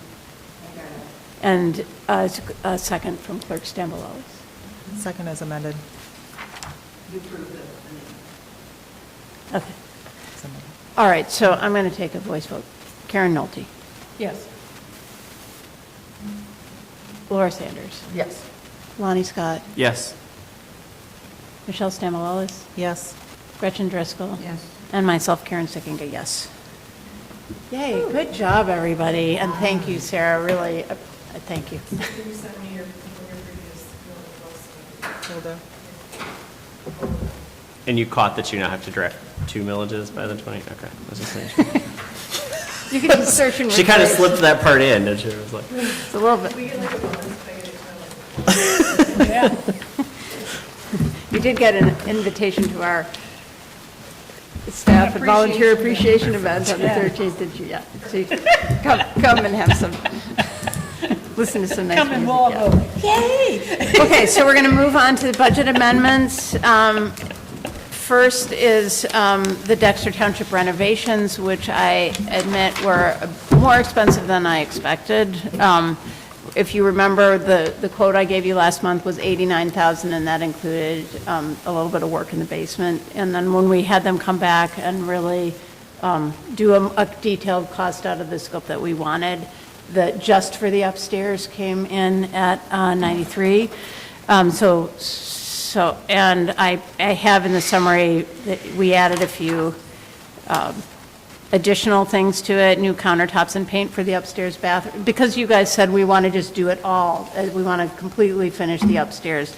We added the new countertops and paint for the upstairs bathroom, a small kitchenette for the new conference room, which is going to be in the back of the office suite in there, a remodel of the front counter, and then the acoustic panels and better soundproofing in here. And I did also ask for bids for furniture, also because of the conversation we had, and the furniture cost also was more expensive than I expected it to be at $42,000. People don't like the desks at all. They're extremely uncomfortable and difficult to move. And I will just say that we are trying to donate the desks and no one will take them. So we can't get, the reuse center won't take them, Habitat for Humanities won't take them. Apparently, they're so outdated and difficult to deal with that we've called, I think, 6 or 7. Would you have property taken? No, they don't take any property that's not U of I. Not theirs. So I went ahead and put that in there, and I did also, I added a contingent, like a 15% contingency in there, because just in case there needs to be a change order or something. I mean, like, I just had my bathroom done and there was cement under the tile, and they had to haul off the cement, and it cost a little bit. We also need to pay for the movers to move the furniture around and all of that. I did have that meeting with Webster Township and the city of Dexter, and I just said, could I just get a reality check on that? And they both also recently renovated their office suites, and they both were like, that's very reasonable, that, so they weren't shocked by the price tag at all. And I also wanted to note that we are heading for a budget surplus, so this probably won't cut into our, at least with what I'm forecasting right now, this even if you approve both of these, we're still going to end with a surplus.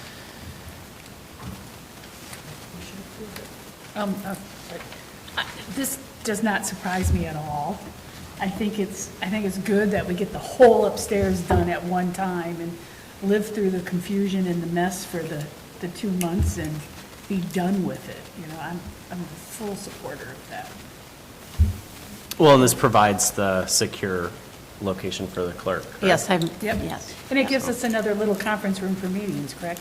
Yeah, right, and I didn't say, the Yeah. secure location was always in the scope, so Yeah.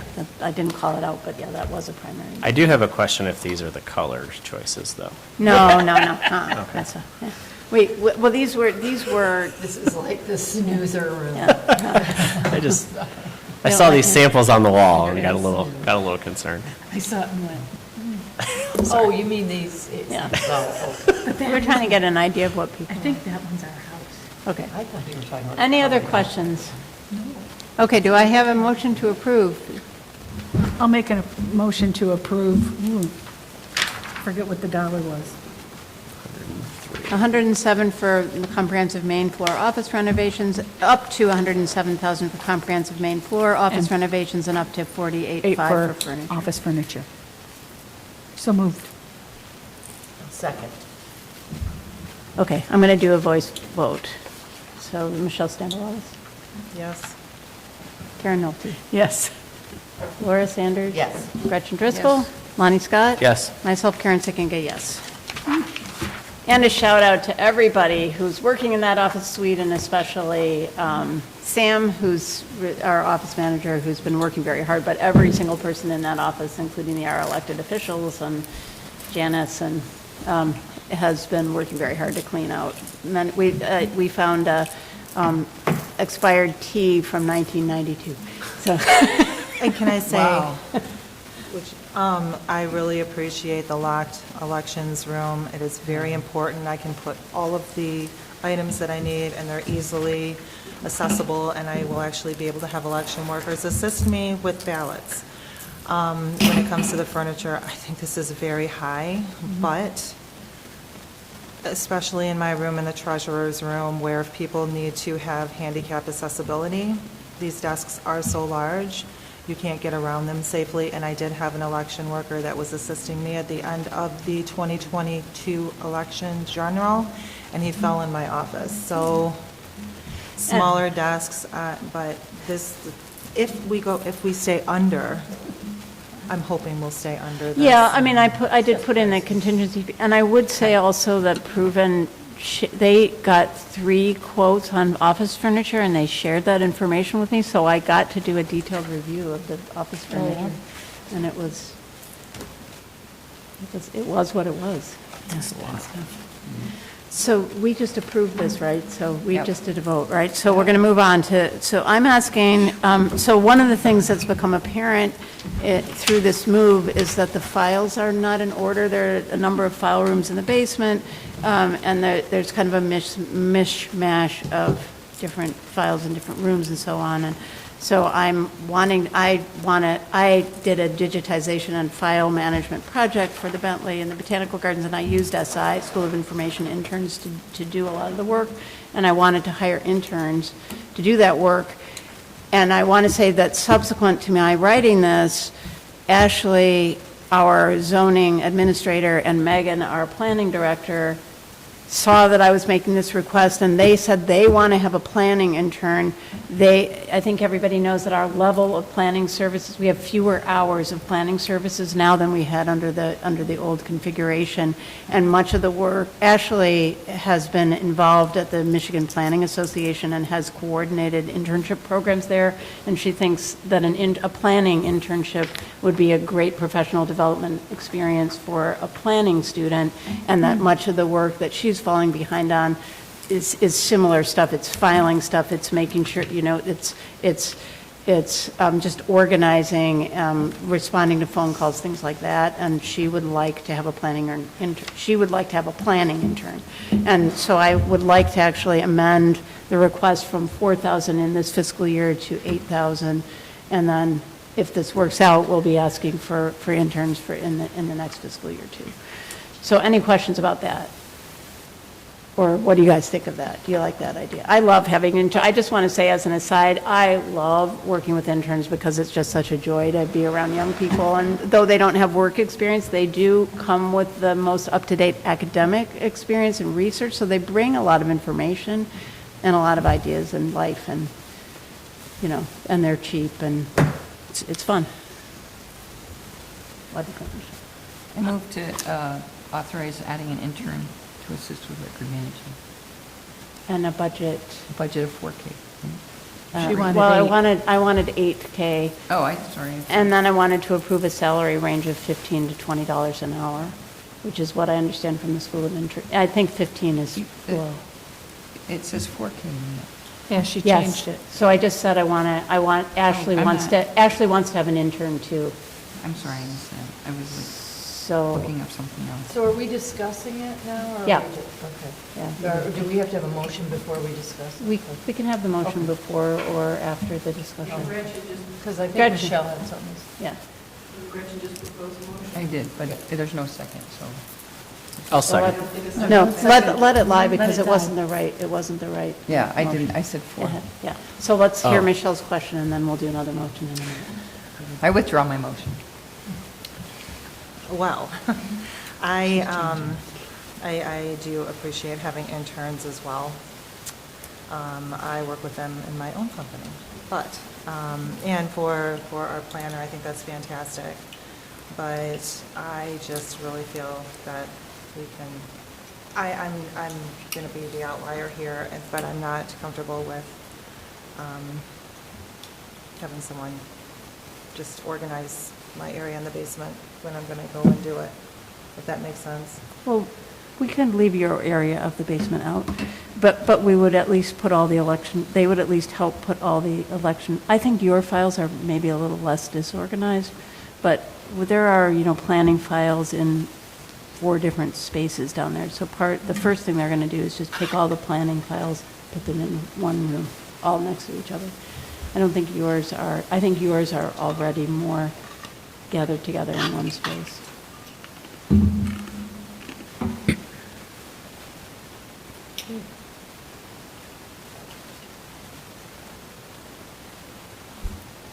You don't like it?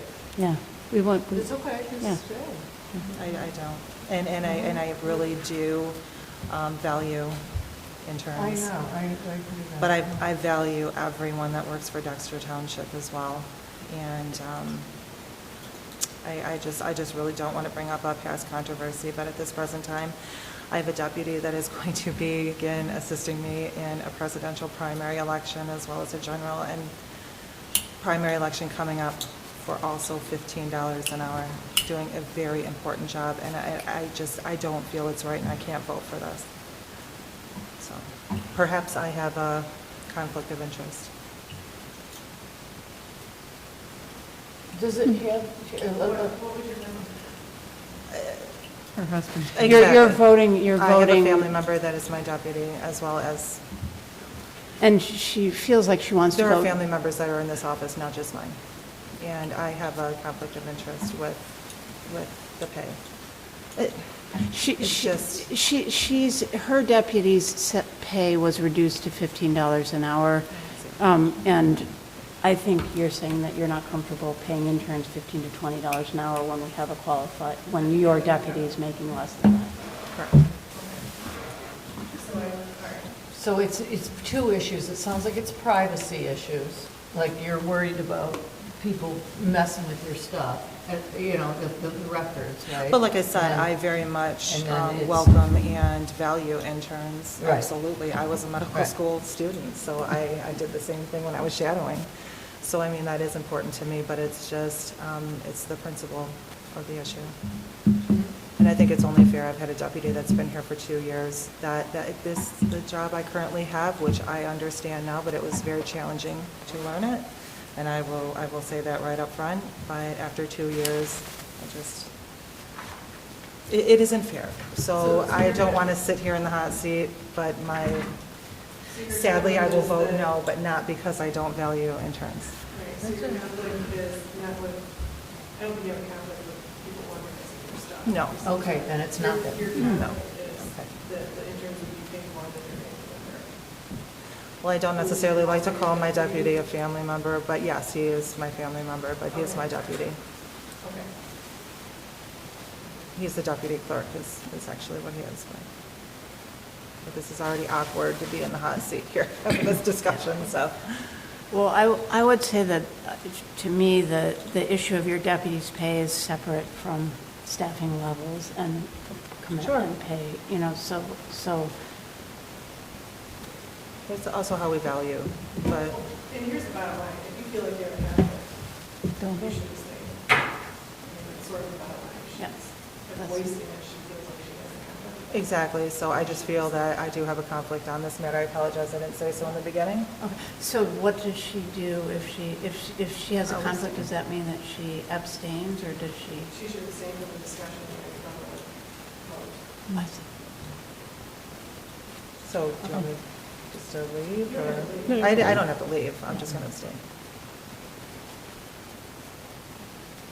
I'm a pro doing the interns.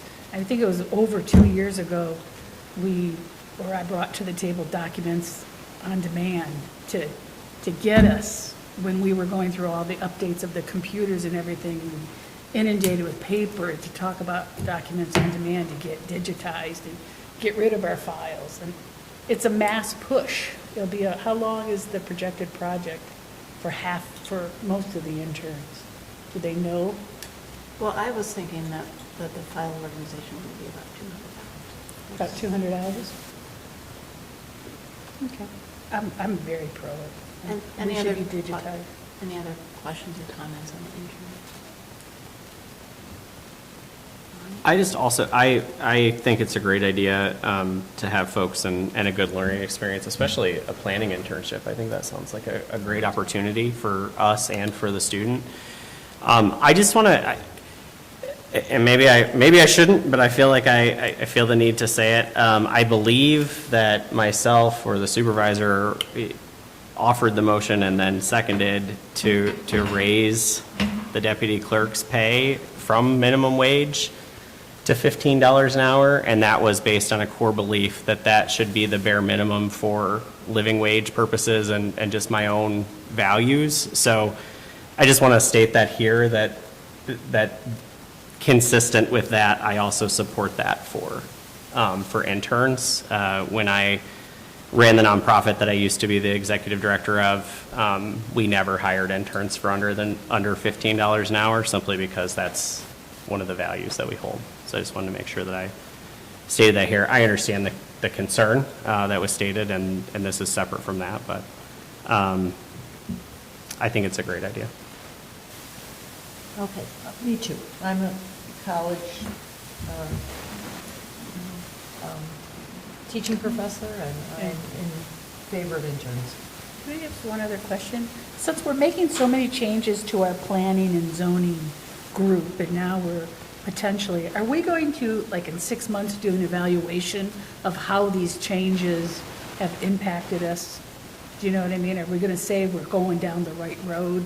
Do we have the right amount of time with the planning? Do we have a right of time with the zoning? Is that in our agenda to, because we made a lot of changes. I feel like we should I would say review a our couple, changes. I mean, that is a little off Yeah, topic for that's true. tonight. Yeah, Number you're true. one, and number two, that is an administrative function of the supervisor, and I'm doing that all the time, and I Okay. don't know that needs to be a board topic. Gotcha. So can I get a motion then to authorize a new line item for interns at $8,000 and to set intern compensation at a range of $15 to $20 per hour?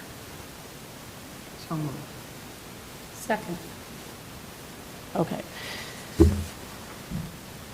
I will do a voice vote. So Lonnie Scott, Yes. Karen Nolte. Yes. Gretchen Driscoll. Yes. Laura Sanders. Yes. Clerk Stambolali says asked to abstain because of conflict of interest, and myself, Karen Seckinga, yes. And then going to move on to the Metro Parks passes, offer Metro Parks passes to Dexter Township property owners at a cost of, this is a budget amendment now, from $0 to not to exceed $100,000, depending on how many people took advantage of the offer. Yeah, wow. Okay, so the proposal is to use some of our budget surpluses and put something back into the community.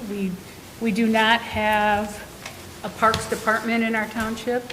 I feel it would cost generally a lot more money than potentially $100,000, which I don't think would ever be hit right now, but to buy land, develop land, and create a parks department, as many of our surrounding townships or cities have.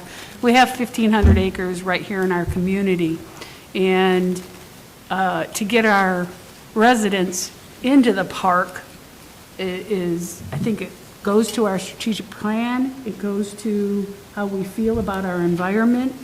So the proposal is to give residents 6 weeks, basically. It's a short term because the park passes are on discount right now. And we cannot do a voucher system. We have to buy the tickets, buy the passes as we need them in working with the park. I really project if we get 25% of our residents, I'd be surprised. And that would hit the $25,000 mark. And really, it's using some of our budget surpluses and putting something back into the community for them to gain access to the park. And I would just add, so again, from the budget document, community enrichment is one of our strategic plan goals, provide amenities and programs to increase the quality of life of residents, and then under our guiding principles that we developed in August, we will prioritize items that provide direct benefits to the largest number of residents. Right. And the other thing that this will do for us, this is a little side comment, so to do this, to put it in implementation stage, we do not want anybody coming to the township. Obviously, the town halls are going to be going through a transformation. We don't have the personnel to handle it. The concept is to have everybody email the request to info, and then we can check it against the tax rolls to make sure it's an actual house, because we don't want to really supply passes to parcels. It's just for homes, one pass per home. So we can verify there, and then we can either mail or we'll set times for people to come and pick up their passes.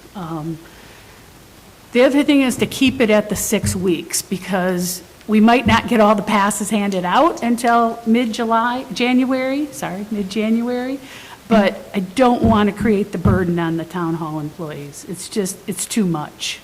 You know, to have 1,000 people come, if we hit 1,000 people, it's a 30%. It would just be way too much for the town hall. So, any questions? Yeah. Ask away. I'm kind of confused about it. I think it's Okay. a great idea, Okay. but I was kind of confused. So I understand that we are providing this opportunity just through the end of the year. Right, because the park passes are in discount Right. until December 31st, then the prices go back up. So we can buy them at a discount and save some dollars. But if we do it later in the year, it goes up, and then we're constantly administering it, and that's just, I don't think we have the personnel to administer it right now. So I really like the idea, but I kind of feel like either we're in or we're not in. And I feel like there may be people that, That's what she said. there may be people that are like, this is wonderful, but I'm Yeah. like, I'm on I vacation didn't this know month. about it Yeah. until January, and then why did Yeah. you do that for that person? And I'm interested. And to save $5 is, it's only $5. Well, for the township to save $5. Well, the $5 for the discount. So it's Yeah. not really material, like the savings? So the So what are time, you proposing to run it through what time period? Like all the time? I guess the process I'm also trying to figure out, like, is there a way that I think I'm not clear on the process either, because, Implementation? yeah, so did you talk Okay. to Hudson Mills about it? Yes, yes. And So they won't help. they won't help us. We asked if we Yeah. could just give vouchers. I mean, I think it's a really great idea. They will not help us. The only thing we can do from Hudson Mills is hand them a check, and they'll sell us so many passes. We can buy as many passes as we want at these prices until December 31st. Right. To implement. And just to be clear, these are for next year, right? Yeah, the passes are good, but be all 2024 passes. Right, that's the other thing that And I wasn't. we need to assess age. We're asking for residents' age, so we know if they get a senior pass or a regular pass. And are you giving them money, or how are we doing? Who's What, giving? are you giving them passes, or are you just taking orders for passes? And then Yeah, really, if we publish this, and I can show you a flyer we also have prepared, if we pass it tonight, we're ready to roll tomorrow. It will go out, it'll go out to the whole population. It is a page in the newsletter that's going to print tomorrow if we approve it. If we don't approve it, we're swiping that out, and we have other stuff to go in. It'll go out in the newsletter, it'll go out and in the loops, and we'll start, we've got Lonnie Lonnie from Sun Times will do an article for us. Lori from Chelsea Update will do an article for us. And we put it out, the residents would send an email to info@Dexter Township, asking or giving us this information. We need their name, address. That is a key component for Dexter Township, because then anybody that does this, and on the flyer it says, they automatically enroll in the loop. So when we have to take. Oh, that's what ITL is. Yeah. I'm like, what is ITL? Yeah. I got it now. So Okay. anybody that takes advantage of this pass, we gain their email. When we need to do future hit 'em, we should acquire another 1,000 emails that will have access to our residents on a quicker level than we do doing the mail right now. That'll be So good that's for our- that's a good benefit for us. That'll be good for our It'll be good for fire our employees' communication, abilities. yeah. It's good for our education, it's good for our, just our community, just our communication to other residents. So that's going to be a benefit. So these emails would come in, we have volunteers man the email. Those people would have to check it against the BSNA online. I think that's the easiest way. I've asked for printouts, but it's just not happening. It's easier just to go to the tax roll on BSNA. We can see if there's a house or it's a parcel. They get an email back, approved or not. How we get the passes into their hand, Mail. I think should be mailed. I think we should just address an envelope and drop it in the mail. And that's going to be about another $1,000 roughly. But I think it's well worth it. Or we approve them and we say, okay, we'll be at the township from Tuesdays and Thursdays for a 3 or 4 hour period, and somebody sits here and just hands out the envelopes. Because when they're approved, they're already put in an envelope. The pass with the name can be put in an envelope ready to go. So, I think it's a really great idea. I'd be happy to volunteer and help. I don't think everybody has email or is comfortable using email, so That's- I would think that these other, Yeah. like what about, when's the next tax bill go out? We tried. We tried. It's too late. Yeah, It's going out So tomorrow. I It's going out actually think tomorrow. it's a We couldn't really- get it in. I think it's a really great idea, and I think the whole point that we don't have our own Mm-hmm. parks and playgrounds and things like that, and this is a really great benefit. I guess I'm wondering, let me ask you this. What if we went out with it, and if we have a bunch of blowback of people that didn't get it, can we open up for 2 weeks to supply it to them? I just don't want to be administrating it all year. I think there should it's a be- horrible program to administer for a small township and small personnel. It's, we were hoping that the parks, we could give our residents a voucher and they would go get it at the park and then we'd just pay them. Nah, they won't work with us. and at the highest level, I mean, just the local people are at a higher, are you sure there's nobody you can talk to? We've gone up to the To the top Kensington, dog? yeah. They won't work with us. That's ridiculous. It Well, would some be part of it I understand though, because if they sell passes, oh, go ahead. I have a question. It could create a secondary Yes, market of Laura. passes. Laura, So this is for any resident of Dexter Township? House. Any- One pass per Any home. home, no matter how well-off a person that home is. So this is not No, based on need. just if you have a home in Dexter Township. so it's just like a park.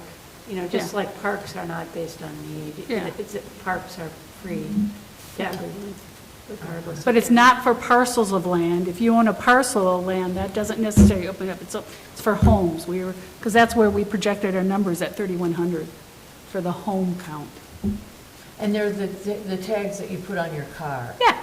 Okay, and they would get one, because you know, you only get one Yeah. when you go. Don't stick it to a car, You yeah. can't. One's shift- better than you none. can't- I know, but you can't put it on your different cars. Right. Right, Yeah. that was my question.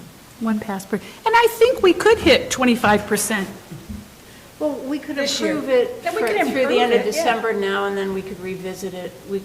What if we approved it as a program through the end of December now, and then we agree to discuss it at the December meeting and potentially extend it for another month if we think that it. I mean, if we have 5 people that don't want to use email, that's easy to handle. If we have 1,000 people, that's hard to handle, that don't email. Do you know what I mean? It depends on, Well, that's If one we're thing. looking at the I think the 80-20 bigger rule, thing we need is to shutting the know. window down. For me, I feel like this is my, everybody pays, this is their taxes, and everybody should have access to this. So by putting a window on it with such short notice, that's my bigger issue. And that was her. I feeling, too. understand your, time commitment. What's your window, do you think? What do you think the window should be? I think for the first year, we should have some flexibility, and then if we continue to do this, if it becomes something that our citizens really appreciate, Yeah, and we expect. just say December 31st is the deadline next year. But this year, because it's the end of November almost. Yeah, we know. So like maybe you have Trust me, we know. until March, like the end of March, because, Holy Yeah, crap. end of March, yeah. and then, because people, but probably But nobody, it'll you'll get slide a off big this group year, in yeah. December, Yeah. and then people Smaller hear group. about it, and then spring, people will be going out wanna go more, out. and they'll be like, oh my Not gonna gosh. think about it in the winter I'm totally necessarily. confused. What? For people to come and pick them up here? No. No, we don't want that. Aren't you suggesting mailing them out? Yeah. Then what's the problem? I'm suggesting mailing them out. Well, or somebody has to manage it. Somebody has to take It all still the has to be requests, managed. address them, look it up. You've you got know, to collect the and names. send- You're not going to go by So- one tag at a so time. it'll You probably gotta- be about it's gonna be a equivalent lot. to mailing out a tax bill. Sure. It's probably going to be bigger than that. Yeah. Because you're going to have to answer And an email. that just takes administrative effort. You're going to have to verify each one. It's going to be a lot of, it's going to be heavier administration than I think people think. That's why I like the short timeline. Now, if you want to say until the end of January, but to handle it for a long term is going to be, it's going to be hard. But- I tend to agree with Gretchen. But so either this is, I think it either would be- this is a it'll public upset good or people. not, Yeah. right? I mean, It's is it a what? public good? Yeah. Yeah. It is a Then it public- needs to be public good for everybody, and I don't think putting a time constraint on, I would not support putting a time constraint on this first year. But we Okay. could have our interns help us with it. Yeah. I'm not kidding. No, I'm not just kidding gonna either. say Yeah, that, but I yeah, decided not yeah, to. Yeah, we can Somebody, We They're can all have set Michelle up in the Fiesel. tags. We can have volunteers. We can get volunteers. I mean, I think we can handle the work. I'll help too. I mean, Yeah. I'm happy, Good. in the winters. So are we saying we're opening this up for the year? No, Are we let's- just, I think until the end of March sounds reasonable. I think till the end of March, and then I think we should evaluate whether or not. Do you want it? or That's a not? quarter of the year. yeah, I do. I think it's a good program. It's just a lot to manage. But It's people just, aren't gonna, they're not gonna, it's not gonna be a continual thing. That's like. yeah, if it's you going to put be up- a big bang at the first. Yeah, and then people are Yeah. gonna hear about it from But- friends, like, wait, I missed that. And then you're going to have a lot of upset people if they didn't get But it what by if, the deadline. but I'd also, can we put, I'd like to handle I'd like to get the first big bang of it over. Yeah. Do you know what I mean? Yeah. Stay focused, get the big bang, and then let the little ones trickle in. But if we put in a January 30th deadline. No, But wait a minute, let me say, we put in a January 30th deadline and say, get your pass by this time, be ready for the summer, yada, yada, yada. But then we can have a very successful program and we can open it up. But at the same time, we're handling the big flux at once. I see, you're saying Do you see what- advertise the deadline, but be willing to extend the deadline. Exactly. But if it comes that nobody's there, Like a We're on a public meeting, like you just told them the strategy, right? that's Like you- okay. we're But not- 85 people at That's why it's in a public meeting. Okay, The issue is does the managing of it. The meeting is going longer, and I like it too, and I think we're getting tired. So does everybody feel prepared to vote on this? Well, Does yeah, but we need everybody a know- date first. Yeah, well, does everybody know their position? You know, I mean, I'm in favor of March, and does everybody else know their time preferences? And I'll help you. Call into the interns, I'll tell you. I'll figure out how to help. You're gonna be in charge. I'll help Nancy. Yeah. No, I'm going to help. We'll figure it out. I'm raising your hand. So do I hear a motion? Sure, I'll make the motion. I'll make the motion that we open the opportunity for every home in Dexter Township to qualify for one free annual pass to Hudson Mills Metro Park as long they need, oh, jeez. Can we still highlight that they do it by email, the majority? Well, we don't have to talk about the Okay. administration. Okay, until the end of March. This offer will be open until the end of March 2024. Do I hear a second? Second. That's a lot. Okay. I'll be there for you. You're going to be there. Okay, again, I'm going to do a voice vote again, because these are big ticket items, okay? Yeah. So, Michelle Stambalis. Yes. Laura Sanders. Yes. Karen Nolte. Yes. Lonnie Scott. Yes. Gretchen Driscoll. Yes. Myself, Karen Sickinga, yes. Last action item. I would like to amend the Washtenaw County Road Commission contract to fully deploy the fiscal '24 budget. So if you guys remember, we appropriated $725,000, but the cost, based on the schedule that we approved 3 or 4 years ago, 3 years ago, I guess, was only $650 or something. I'm talking round numbers. But if I can deploy that remaining funding this year instead of next year, it's going to reduce the overall cost of the remaining projects that need to be done. And that relates to the timing of when they do tree work. So it's not just that what I understand from them, it's not just that they're shifting the cost to fiscal '24, it actually reduces the overall cost because I guess it's less expensive to do the tree work now than it would be to do the tree work in the spring. So the money's already for the trees. appropriated, but I have to sign a new contract with the road commission. I make that motion. Better Second. for the trees. Absolutely. All those in favor? All those in favor? Aye. Any opposed? Hearing none, passed with unanimous consent. And any questions on any of the reports? No, but is there going to be new business or something? Is there a? Are you talking Well, about concerns? there's the next Other call for issues and public comments. comment, and then there's other issues, comments, and concerns. Okay, that's what I want. So, second call for public comment. Tina, Alicia, Janice? Well, I have an issue or concern.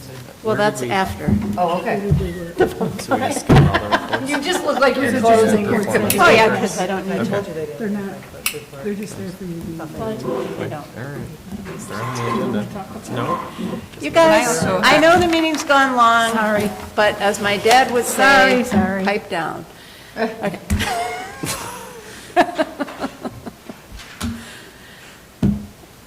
Other issues, comments, and concerns of board members and staff, and I'll start with you, Laura. Okay. I want to figure out how we can do a community educational forum, community conversation on solar farming. Because of the bills that were passed, the 520 and 521 on wind and solar through this state, where the state is going to have a lot of control.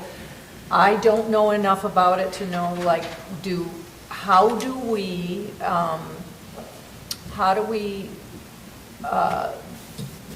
proceed as a township? Okay. You know, under this new state law, what are the wisest ways for us to proceed where we have some local control, as much local control as we can have, and support the, you know, support solar, but also have control in our local Yeah. So, area as much as we can. So I did mention that in the supervisor's report, but I just want to say that's not a law yet, because the governor hasn't signed it yet. So I think we should, Can I make some comments? yeah, I think we should come back to that at the next. Yeah, but I want to know what, Lauren, we've what's talked about the, it. yeah, but what is the committee, like, is that? Well, I do we think it go to would be the- planning I commission think to the- talk to them about, you know? So I But think is it the under that MTA, auspice? a couple things. Number Okay. one, it's, the legislation isn't going to be implemented for a year. Number two, if we don't have an ordinance, the state will, on solar projects that are 50 megawatts and larger, which is, I think it's 5 acres per megawatt, 5 to 7 acres, so what is that? So 4, How many megawatts? 300. Well, But so as far as the community I wanna hear conversation, I this. agree with Yeah. you that we need to discuss this. I called the MTA last week. They were not in a position because the bills were, there was a lot of changes at the list. Nobody wants to make a statement yet about the bills, it seems like. So what I would, I think we need to have an ordinance at some point before this legislation is active, which will be a year from November at the earliest. It's not clear whether or not, if the governor signs it in February, I think is when, or if she signs it, then it's like 3 months. I'm not clear on whether or not it's a year from when she signs it or a year from when it passed the legislature. McKenna sent a policy brief on it today, and Oh, good. I sent it to you two, Okay. you guys. And what I suggest that you do is come back in December with an idea of what you want to do. And or January. I mean, we Yeah. can wait, because it's really not urgent yet, because the governor hasn't signed it yet, and so it's just going to take a little bit of time. And I do think because it relates to ordinances, the planning commission is probably the right place to start. We can have a public hearing at the planning commission, but it's premature to spend too much time on it yet, because it was approved by the legislature, but not by the governor yet. Yeah, and the MTA did do a con ed on site, master planning and zoning for renewable energy that I attended They last did year. a what? Continuing education. Oh, okay, Conan. And I have that, but I think it's going to need to be updated because of this law. This was Right. before the law went in place. And then also, I had hoped to have more information tonight, but I know a supervisor that's also on the MTA board who's active in this issue, and he's going to help us a little bit figure out. He has an ordinance. in his But we have time, I see. Yeah. We have time, and so I would like to not discuss it in too much detail tonight, because I'm tired, basically, I'm tired. But even though, I have- if we do make our own ordinance. Well, I think- Michelle, I really don't want to have a discussion tonight. Let's have a discussion when we, let's, We can't supersede what this says. let's make it an agenda item and actually have time for a discussion and not try to get into the discussion tonight. So Lonnie? I have another question or concern. Michelle, just, so I'm looking, because I asked the question when we were talking earlier, and you referred me to your report. Yeah, So the primary, presidential. the presidential primary for the Republican Party is listed on 2 days, It- because they're also holding a caucus. So February 27th and March 2nd. Do we know what the, So I was informed, actually the day before my election chat last Friday, by Ed Golombiowski, that the date is set for February 27th for the presidential primary, and that will be for both the Democratic and Republican. okay. I just want to make sure, I know that there was some discussion that they would have, because their national committee rules don't allow them to have an earlier primary, that they will lose delegates, and so they had to set up a secondary, they've got whatever the caucus program is to allocate, but I just wanted to make sure that we expect that folks will turn out. That we can put it on both ballots, since this is the first example I can think of where a major party has had 2 dates as their primaries and caucuses. So their primary is on the 27th, the caucus, it says, is on March 2nd. So I'm just before we come for our special meeting, I guess my question is, before we come for our special meeting to do a final approval to put stuff on that ballot, can we just make sure that Yeah. We'll do that we have clarity on that. Thank you. And Sarah is, Yeah, so two things. One, you need to do a motion to second special meeting. Oh. Did you do that? No. Do the motion to okay, yeah, right. put it on the election meetings. I move to have a special meeting at 5:30 on 28th. the 28th of November. Second? I'll second. All those in favor? All those in favor? Aye. Aye. Any opposed? Any other comments or concerns? From- Yeah. Michelle had raised her hand too. As it pertains to 51, 20, or 22, our office is going through an extensive review of those bills to determine what a compatible ordinance would look Oh. like. So when you're in discussion, let us know what you plan to forward, and we can get them on the agenda. Okay, great. Michelle? I just wanted to, I don't know how many members may be watching, but thank the residents that attended my second coffee chat with the clerk. I had 23 people attend, so in total, I had close to 48 people, which is pretty fantastic, and I have 9 new voters, voter applications. That is awesome. Nice. Good job. That's something we Good need job. to start Great. publicizing. Super When do cool. people have to be registered? Oh, sorry. I'll ask you. I want to end. Karen? No, I have a sample of the flyer that we developed for the annual pass, if anybody wants to see it before they leave. Great. We'll change the dates. Anybody else? Gretchen? Nope. Okay. Motion to adjourn? Second? Second. All those in favor? Aye. All Yes. right. Aye. Any opposed? No. Okay. I didn't realize she was asking for one. I thought she said second. She was looking for one. Yes, I'm sorry. It took me a second to realize it was Karen that said it. I thought it was. And I think that's how you say her name, right? I promise, you know.